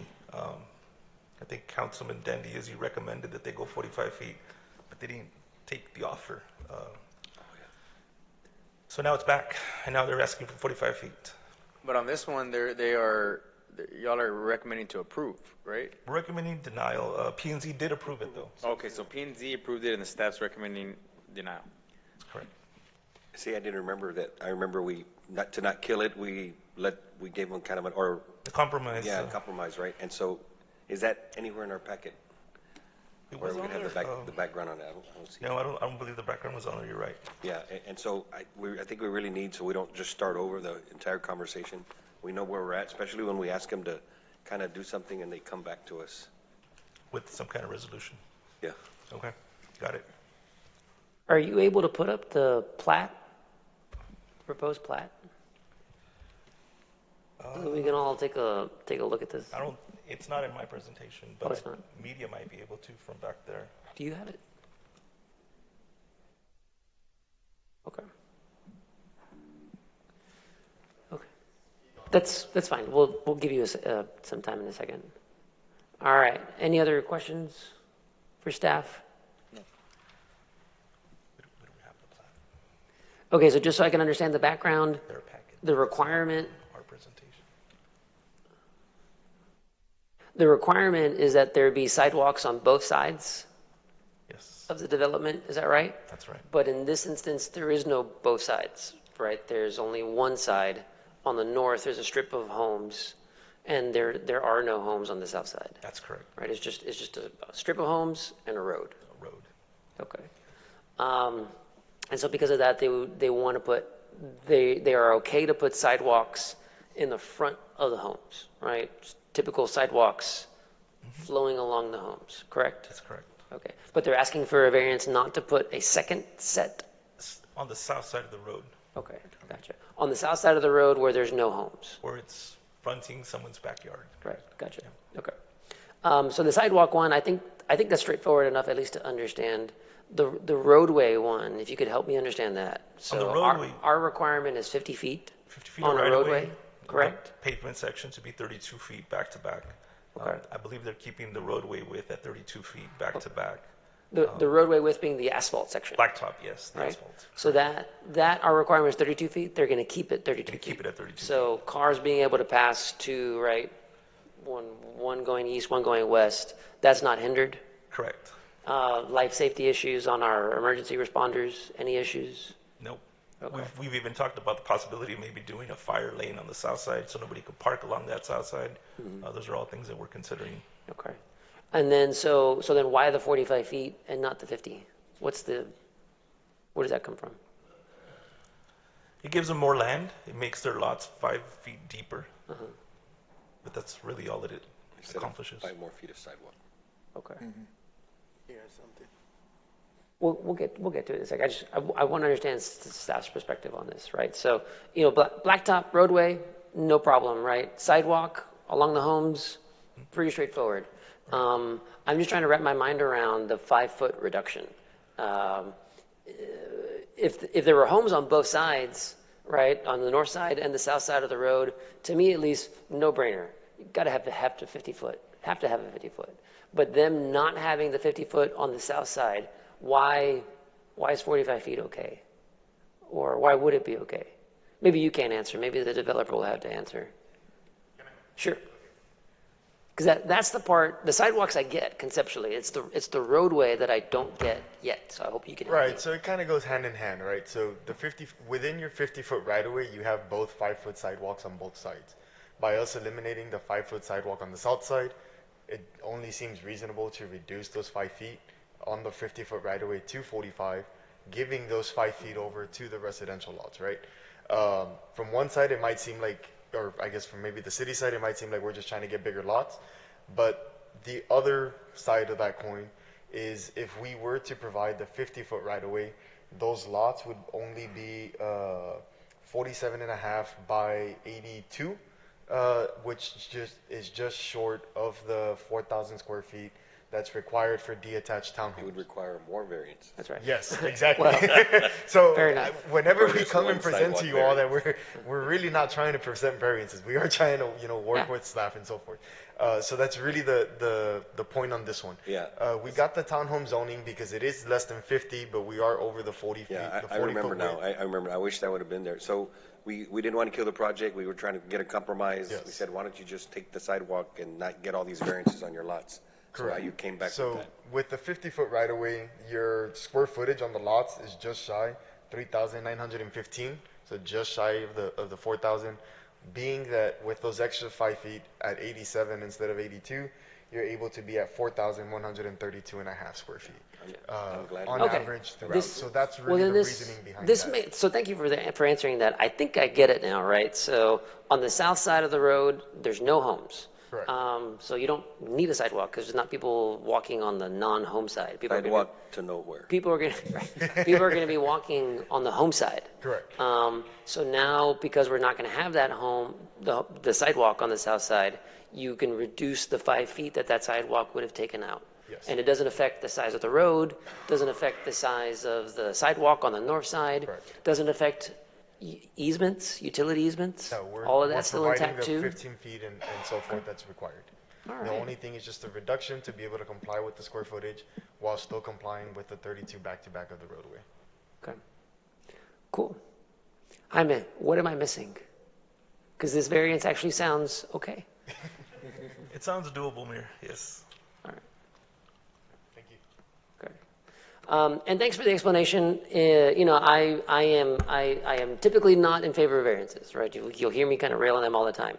But the characteristics of this development, actually, I think warrant the variance, right? Given that there's a row of homes only on the north side, not on the south side, right? You don't need that sidewalk. It's not practical to have it there, and it doesn't enhance quality of life because the homes are still going to have their sidewalk that they can walk up and down right along their homes. So, yeah, I think overall this actually works. So thank you for that. I'm so glad because I was the only one that made a motion to deny it. But if I would have known this was the one that I asked for the compromise, and they're back with the compromise, I would have never made that motion. Okay. Any other questions, comments? Okay, so we had suspended the rules. We do not have a motion for action at this time. Is there a motion? Motion to approve. Second. Motion approved and a second. Any discussion? All right, all those in favor of the motion, raise your right hand. All those opposed? All right, motion passes. Next item C, if the secretary could read the caption. Yes, sir, Mayor.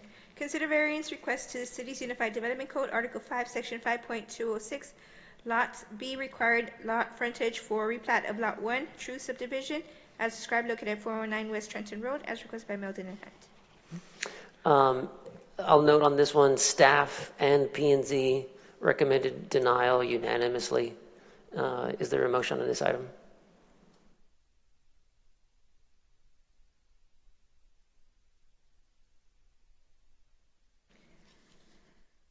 I guess motion to table There's a motion to table, with discussion. motion to table, and a second. All right. I guess this is goes with that with the rezoning, right? Correct. So I guess I would say let's table it until they come up with a plan, like we've asked them to kind of present us some kind of a preliminary before we do anything like that. Is it the same property? Yeah.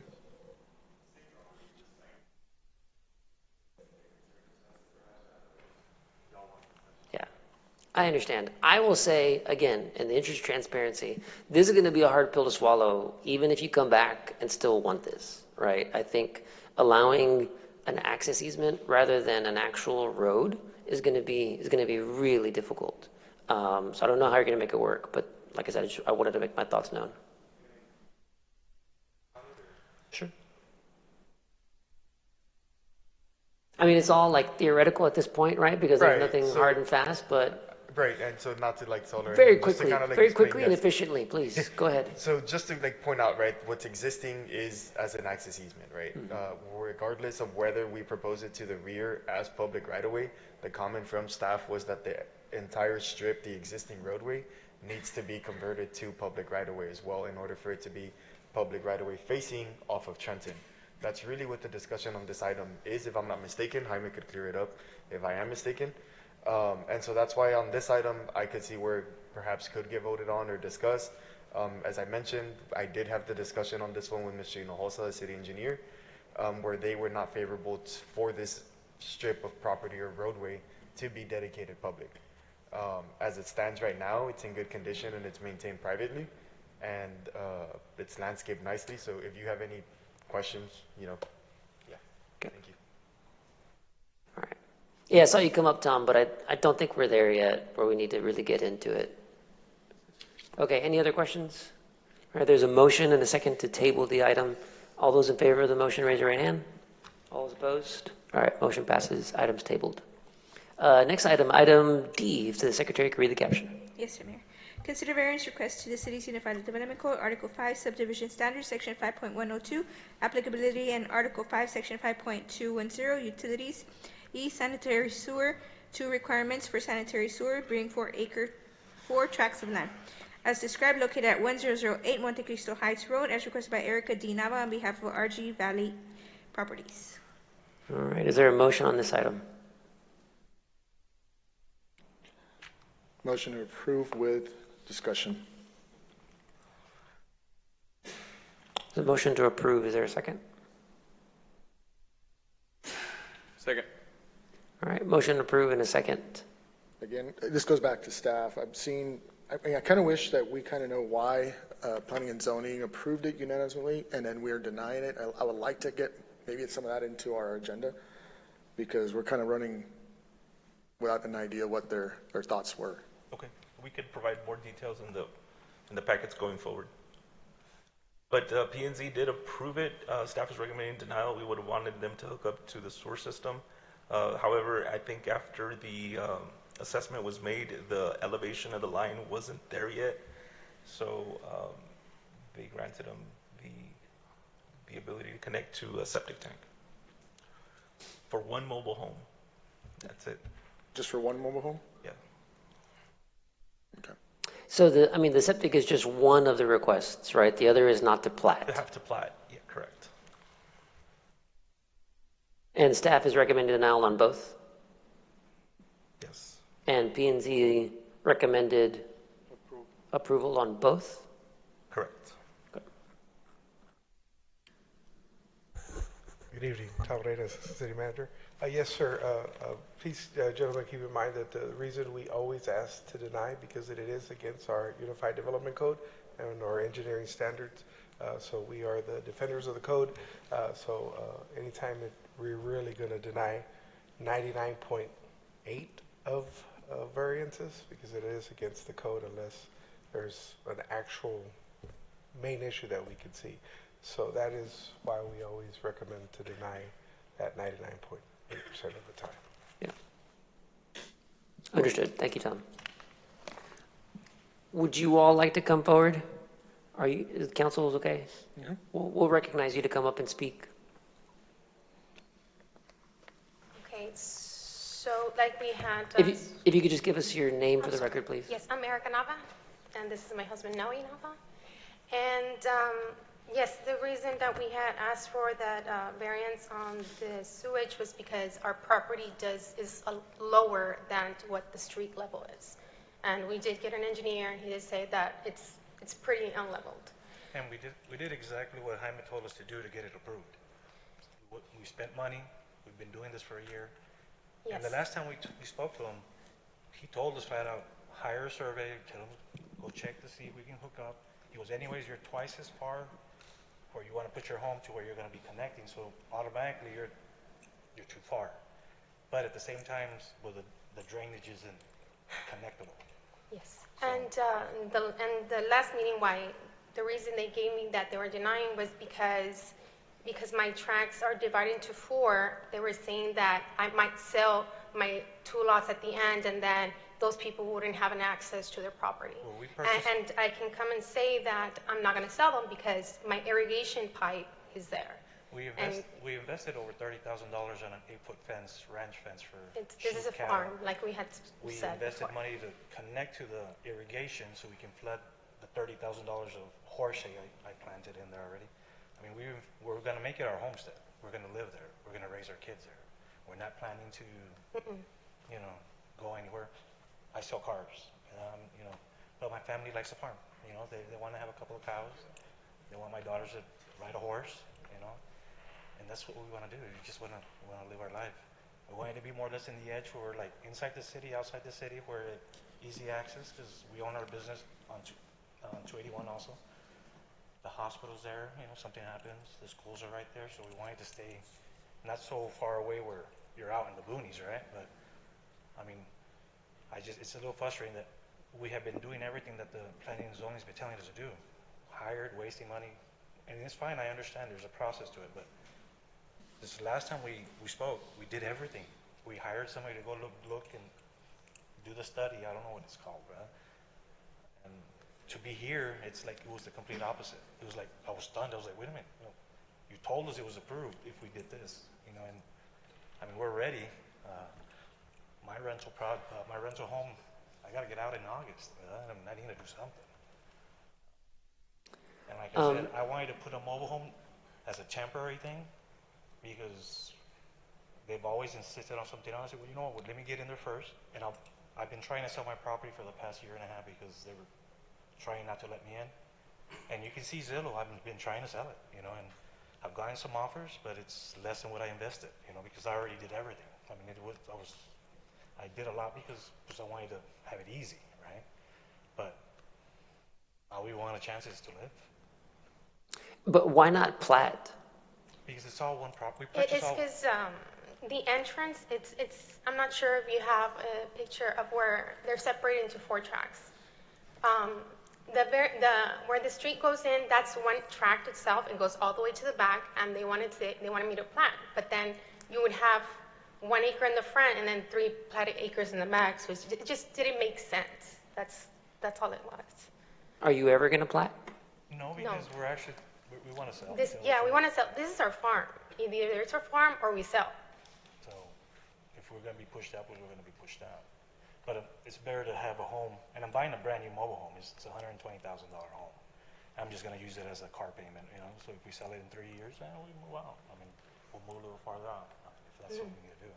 But we want to have our homestead. And everybody around our area, they're all little ranches, 3 acres, 2 acres. It's just I planted a hayfield. I planted horse hay.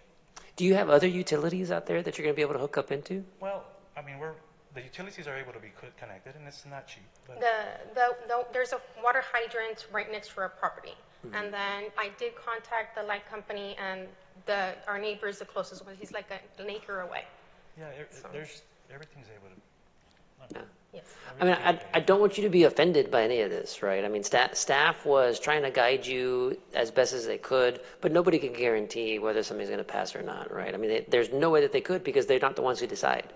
But the reality is, these requirements that the city has is for safety and health purposes, right? I mean, we don't want people to set up a mobile home anywhere that they want and live however they want because that might not be safe and sanitary. So in this particular instance, that's why there's this requirement. It sounds like you want to build your house out there? We actually had plans to do that, but with all the hassles and like I said, it's been a long journey too. We've been trying to do this for a year and a half already. Yeah, it just wasn't economically feasible. I just wanted to move in something temporary. I mean, you're talking about a $700,000 property. It's not easy just to sell it like a regular property. Hence, that's why I wanted something temporary, move in a mobile home, and once it sells, I move my mobile home and take it out. If I build something with block or something, well, you just kind of limit a little bit, Because it's not our plan to sell anything. It's if you see it in the picture, I planted horse hay. I mean, I don't want to be dependent on anybody. I wanted to do my own, And like I said, I cleaned all the brush area all around all the hair. I put an 8-foot fence to make guarantee my birds don't fly out or anything. Or it's a home. I can show you guys pictures of what it looks like right now. I mean, because that picture right there does not do justice of what it's. Yeah. And I want to thank you for going through the process. And the mayor's right. We have a lot of rules and we have a lot of reasons. But I think for me, it's case by case. And you want to hear what your plans are, what you want to do, your dreams. You want to have a farm. You want to plant hay. And so thank you for going through the process. And we have and not animals, just doing we have things. Livestock, We have cows. We have sheep and goats and birds and not a lot, but right. It's something that we want to do. Yeah, and I think if you want to build something later, well, that'll spark other right, a whole other process, and we worry about that. If for some we'll reason worry about that we later. sell, we understand that there's going to be guidelines that we need to do to do whatever Yes, we're also doing. We're asking, I'm saying, but I mean, we're doing everything. I mean, we're not going to do anything. I'm not going to do anything cheap. I mean, I'm not buying a used home. Like I said, it's a brand new home. It's a truck payment, and that's the way I'm seeing it. And if we have to relocate, it's easy to just relocate. I mean, yes, sir. And I have it on Zillow. You can see it. I've been trying to sell it. If someone can offer me, You're trying to sell the land? Yes, if I can't move. This land that we're talking about? Okay. And the only reason that I'm selling it because I'm just having a hard time to move in. I mean, I bought it for my forever home. Yes, but in retrospect, back when we initially bought it, we decided we're going to move out there, we're going to have a farm, and everything just started exploding. So we're going to end up being stuck like a farm, and then you have houses all over. And we don't want to be a nuisance. We want to be away from everybody. We just want to close up our fans and be in there and, you know, I don't want a neighbor. That's why we purchased a big property. So just so I can understand, I guess what the mayor's asking you want to sell, but I think you're put it up for sale because of the problems you've been going through the last year and a half with The process makes the it. process. Okay. But if things go your way, I can't tell you if it's going to or not, then you're going to pull it off the market, right? And you're going to do what you... Yes. If I stay, I'll stay. If everything... Y'all tell me to do. Yes. Okay. I really wish I didn't have to sell it. I mean, I think it's an extra location. Hospital for my kids. The schools are right there. My business is down the road on the expressway. We have our own business. It's a little car lot, but we're right off of the expressway. It's easy access for everything. And we really like it. We've invested a lot of money. If you can see 5 years prior to now, you see everything that I've done. I mean, that picture doesn't make it look right. If you see it now, I'm investing money into it. That's great. I'm still just trying to understand the situation. So what I had imagined when I read through all of this is that you intend to build your dream home on this. You want to have a mobile home on there. Hold on. You want to put a mobile home on there to live, a little roughing it for a little while it's getting built, and then you'll take the mobile home off. Your home will have all the connections it needs. We don't intend to stay in that mobile home for more than 5 years. I mean, don't get me wrong.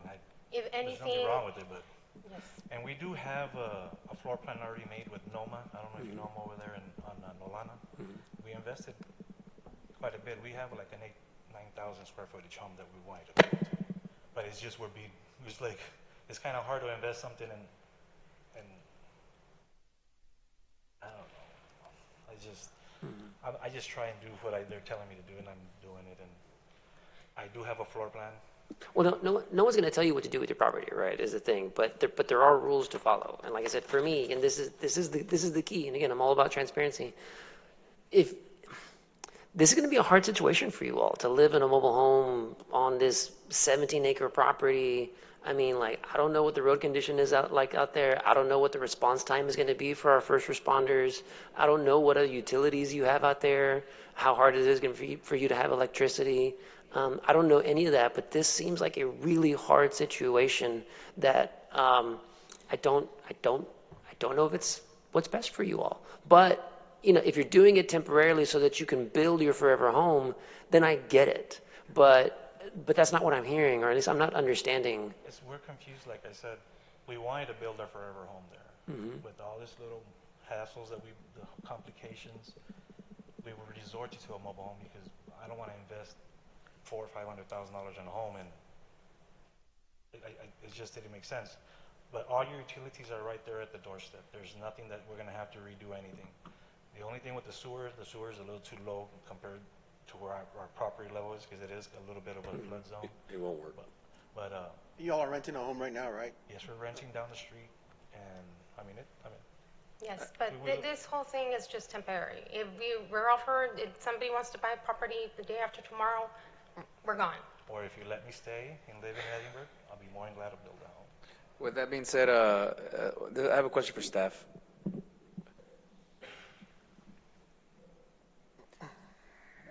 Jaime, is there any concern as far as utilities or anything that in this particular area that they're going to have any trouble with by having a mobile home or anything that we need to be concerned about? No, whether it's a mobile home or a regular home, I think the situation is the same. I mean, the utilities are there, water and sewer are there.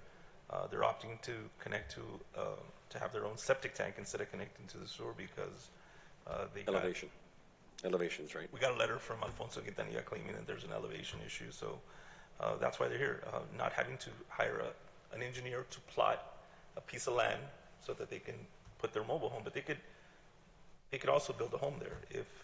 So by approving this, would they have the option to be able to put the mobile home there and down the road build as well, but in that case, would they only be able to connect through the septic tank if they were to build? If you give them the approval here today, they don't have to subdivide and they can be on septic. Even if they were to build their own home? Even if they were to build their own home, yeah. Okay.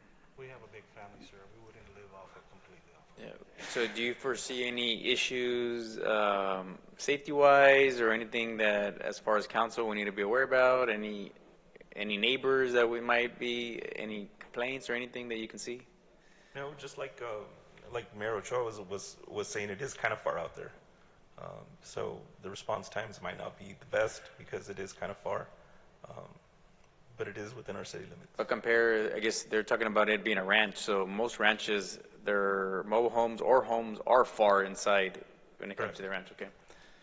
Well, with that being said, Mayor, with your permission, I'd like to go ahead and call for the vote. Sure.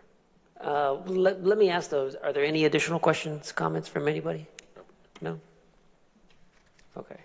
And another thing, we are placing it right at the entrance of the property off the street, which we're like maybe a mile from the expressway. It's not something that is. And there are homes, There's little ranches all yes, around us there's houses down the street and everything. with water and light and cable. Well, actually, one last question for staff. If they do move forward and put the mobile home on there, are there any additional inspections that the city would have to do? Yes, the city staff would have to make sure that the mobile home is adequate to be moved into the city of Edinburg. We just don't allow. But he did say it was going to be a new home, so it should pass. It's a double wide 28 by 76. It's 2,300 square footage. It's not a used one. Okay. It's All just right. temporary. It's a truck payment. You know, if we Okay.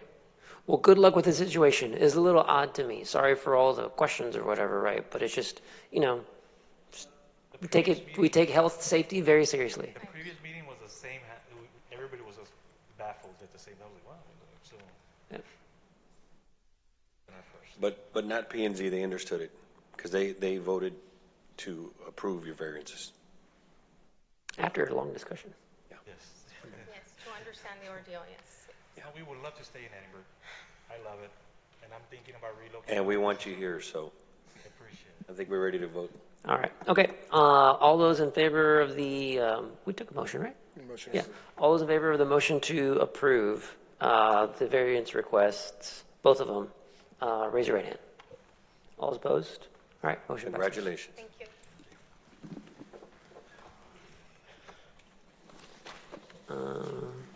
Next item is item E.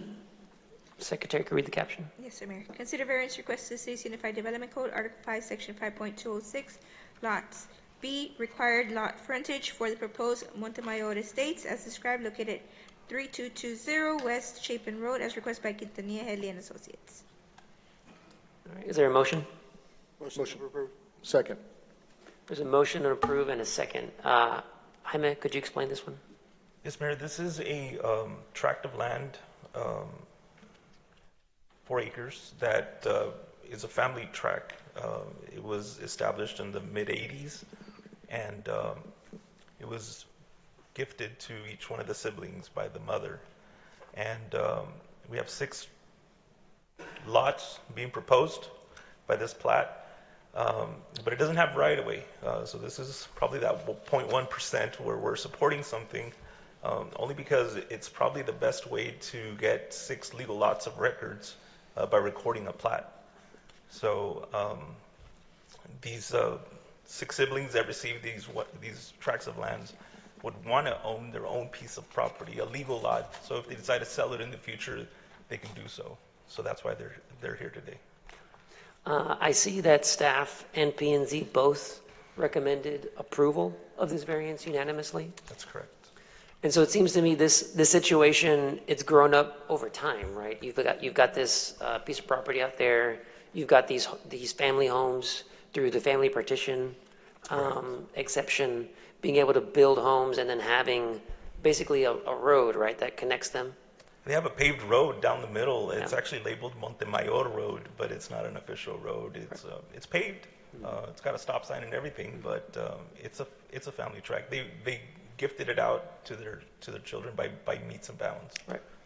And so it sounds like then at this point, 20 plus years later, 40 plus years later, that the family has been doing this.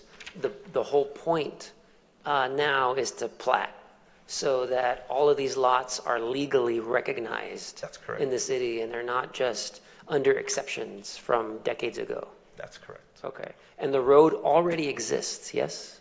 There's a paved, it's not a typical road with curb and gutter. It's just like an old county road. It's probably 16 feet wide, like an alley, like a paved alley.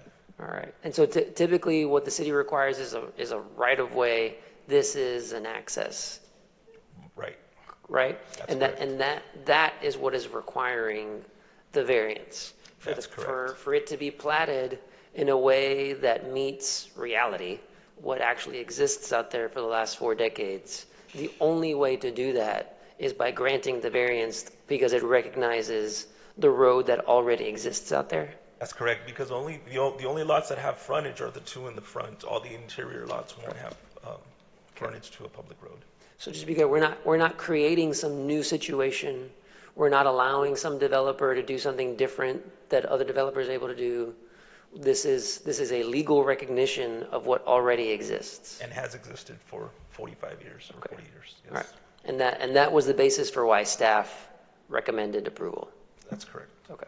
Yeah, it's very common in that area where family members own 6 acres, 10 acres, and they give it up to families. And now this is just a way to recording each one in case they want to sell or siblings want to, Let's fight. Yes. Okay. All right. Questions, comments from the council? All right. All those in favor of the motion to approve, raise your right hand. All opposed? All right. Motion passes. Getting soft on variances. No, we're trying to be transparent on the explanation at least, right? Making it important for everybody to know why we approve the ones that we do, so at least it's known. Okay, next item is consent agenda. Can I get a motion to approve items A through E? So move. Second. All right, motion and a second to approve items A through E. There was a question on item B, which is relating to our golf courses, Los Lagos and Ebony. I personally am actually very excited about this item, so I would like a little bit of explanation. Good evening, Mayor, City Council, Tom Reyna, Assistant City Manager. Yes, sir, this was, we went out for RFP to look for vendors that will do any golf management at both golf courses, as Los Lagos and Ebony. We actually ranked the proposals. We received 7 proposals that came in, 7 companies that were interested in the management company. We shortlisted the top 3, but there was a tie, so we shortlisted the 4. So we interviewed 4 of the original. We are recommending the highest ranked out of the 4, which is Troon Golf. They are a national company that operates and manages all the golf courses. So we're requesting for y'all to select us to start negotiations with Troon. That way we can negotiate and see what services that we would like to, what they are proposing and what we would like to entertain for the golf courses. But it doesn't have to necessarily just be Troon. We can say 1 and 2, right? Just or at this point, we're just asking for the highest rank one, but it's yeah, no. really For the sake your of time, decision. I get it. For the sake of time, we need to move forward on this quickly and efficiently. So. Excellent. I do have a representative from Troon that is here if y'all would like to hear any additional information about Troon Golf. Mr. Jeff, and I'm going to probably butcher his last name, Thompson, there you go. So if he is here, if y'all would like to ask I actually would very briefly like to hear it, but before you do, I just kind of want to wrap up or give a very quick summation of how we got to this point, right? So we have 2 golf courses, Ebony, Los Lagos, both great courses. We have been without a golf director for some time, correct? Correct. And in the process of trying to determine how to move these golf courses forward, we're kind of left with either continuing on as we have, which is having internal staff that manages the grounds, the food and beverage, the daily operations, all those kinds of things, or to hire an actual golf management company that has some level of expertise, that is well versed in courses, not just here but throughout the country and actually throughout the world. That brings that kind of higher level of professionalism to running a golf course. Ground management, food and beverage, customer service, facilities management, on down the line. I think it's, for me at least, pretty clear that our golf courses are gems, but that they need some real professionalism. That is correct, Mayor. Right, and I personally am very excited about this transition to having a golf management company. Yes, sir. And the ultimate goal is to increase our revenues at the golf course and help our cost of operations come down with the expertise that this company would come to it. So the ultimate goal would be to lower our operation costs for the golf courses and invest into the management company so they give us an actual, the way I always look at it, as an actual capital improvement list that we need to follow. And since they are a national company, they have options for favorable costs, construction. They have their own types of equipment that could come in and help us with that. So that's the ultimate goal, is to decrease our operation expenses. Yeah, the goal is to make our golf courses profitable, That is right? correct. So we're not having to use general revenue money, right? That the revenues generated by these, either through, the use of the golf course, through food and beverage, through other revenue streams, the pro shop, right, selling merchandise, that all of that will cover all of our costs. That is the ultimate goal, and that is what we hope to be able to achieve with a professional golf management company. I mean, like one of the courses, for example, La Cantera in San Antonio is one of my favorites, and I know Troon is the golf manager for that golf course. That is correct, sir. Okay, great. Well, very glad that you would come in to be with us this evening. If you could just come up briefly, introduce yourself. Hi, my name is Jeff Thomason. I'm the Regional Vice President of Operations for Troon. I'm based here in Texas. You're right, Troon is an international company. We have over 780 client engagements worldwide. We've got 16 facilities in Texas. I'm based here in Texas. We've got between 80 and 100 municipal engagements, as well as university and other quasi-government facilities that we manage. And so we're terribly excited to be here. This has been a little bit of a process, but we are humbled and very appreciative of your selecting Troon and putting your trust in us to manage what is, in any municipality, a very important asset for the quality of life of the residents and for the betterment of the business unit. So we're excited to be here. We're excited to get moving. Time's wasting. We're in the middle of season, so excited to work with you, Mayor, and the council and the team, and Tom and the team to move this forward. Excellent. All right. Thank you so much. Thank you for joining us. We really appreciate you being here tonight. The last point also, Mayor, that I would like to make, if possible, is this is just your approval for us to start negotiating the agreement. I will still need to bring back the agreement for your approval once everything is set. Right. This is just to kind of, start that negotiation process after going through the RFP, the review, the interviews, the rubric, the whole arduous process that we've gone to. Troon is the number one pick. Correct. Based off of all of that. And so this is just authorizing you now to start negotiating a contract that will still have to come back to City Council for final approval. That is correct, Mayor. Okay. And one last thing, this is not turning over the golf course to a golf management company. The city still is the owner, still in the driver's seat, still has to approve operations. Troon is coming in to help us manage these courses and bringing their expertise to bear. That is correct. We will still have the golf development board or the golf board respect at that portion, where we will still bring things item, and then ultimately City Council makes the final decision on any of the operational changes. All right. Excellent. Comments, questions? Okay. All right. We have a motion to approve items A through E. All those in favor of the motion, raise your right hand. All those opposed? All right. Motion passes. Next item is other business. Any future items requested by the council? All right. Hearing none, we'll move on to executive session. Can I get a motion to enter executive session? So move. Second. Motion and a second. Any objection? Hearing none, motion passes. Time now is 8:03. We are entering executive session. Item A, consultation with city attorney. Item B, consultation with city attorney regarding personnel matters. Item C, discussion and possible action regarding the conveyance, exchange, or lease of real property. Number 1, Project 1718. Item D, discussion and possible action regarding the purchase, exchange, lease, or value of real property. Number 1, 1101 North Doolittle Road.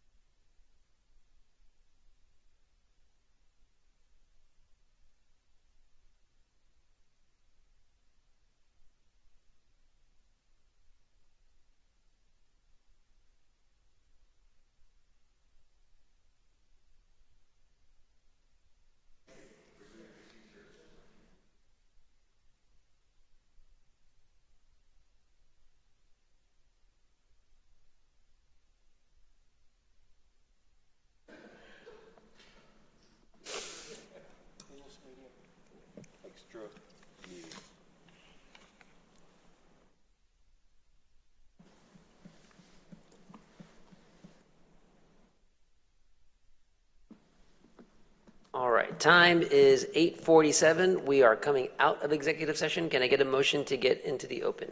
So move. Second. Motion and a second. Any objection? Hearing none, motion's approved. We're back in open session. Mr. City Attorney, based on the discussion, is there any action items required? Mr. Mayor, there are two items that are needing action at this time. The first would be item 14C on the agenda. For that item, I am recommending a motion authorizing the city manager to negotiate for the acquisition of the real property as discussed in executive session. So move.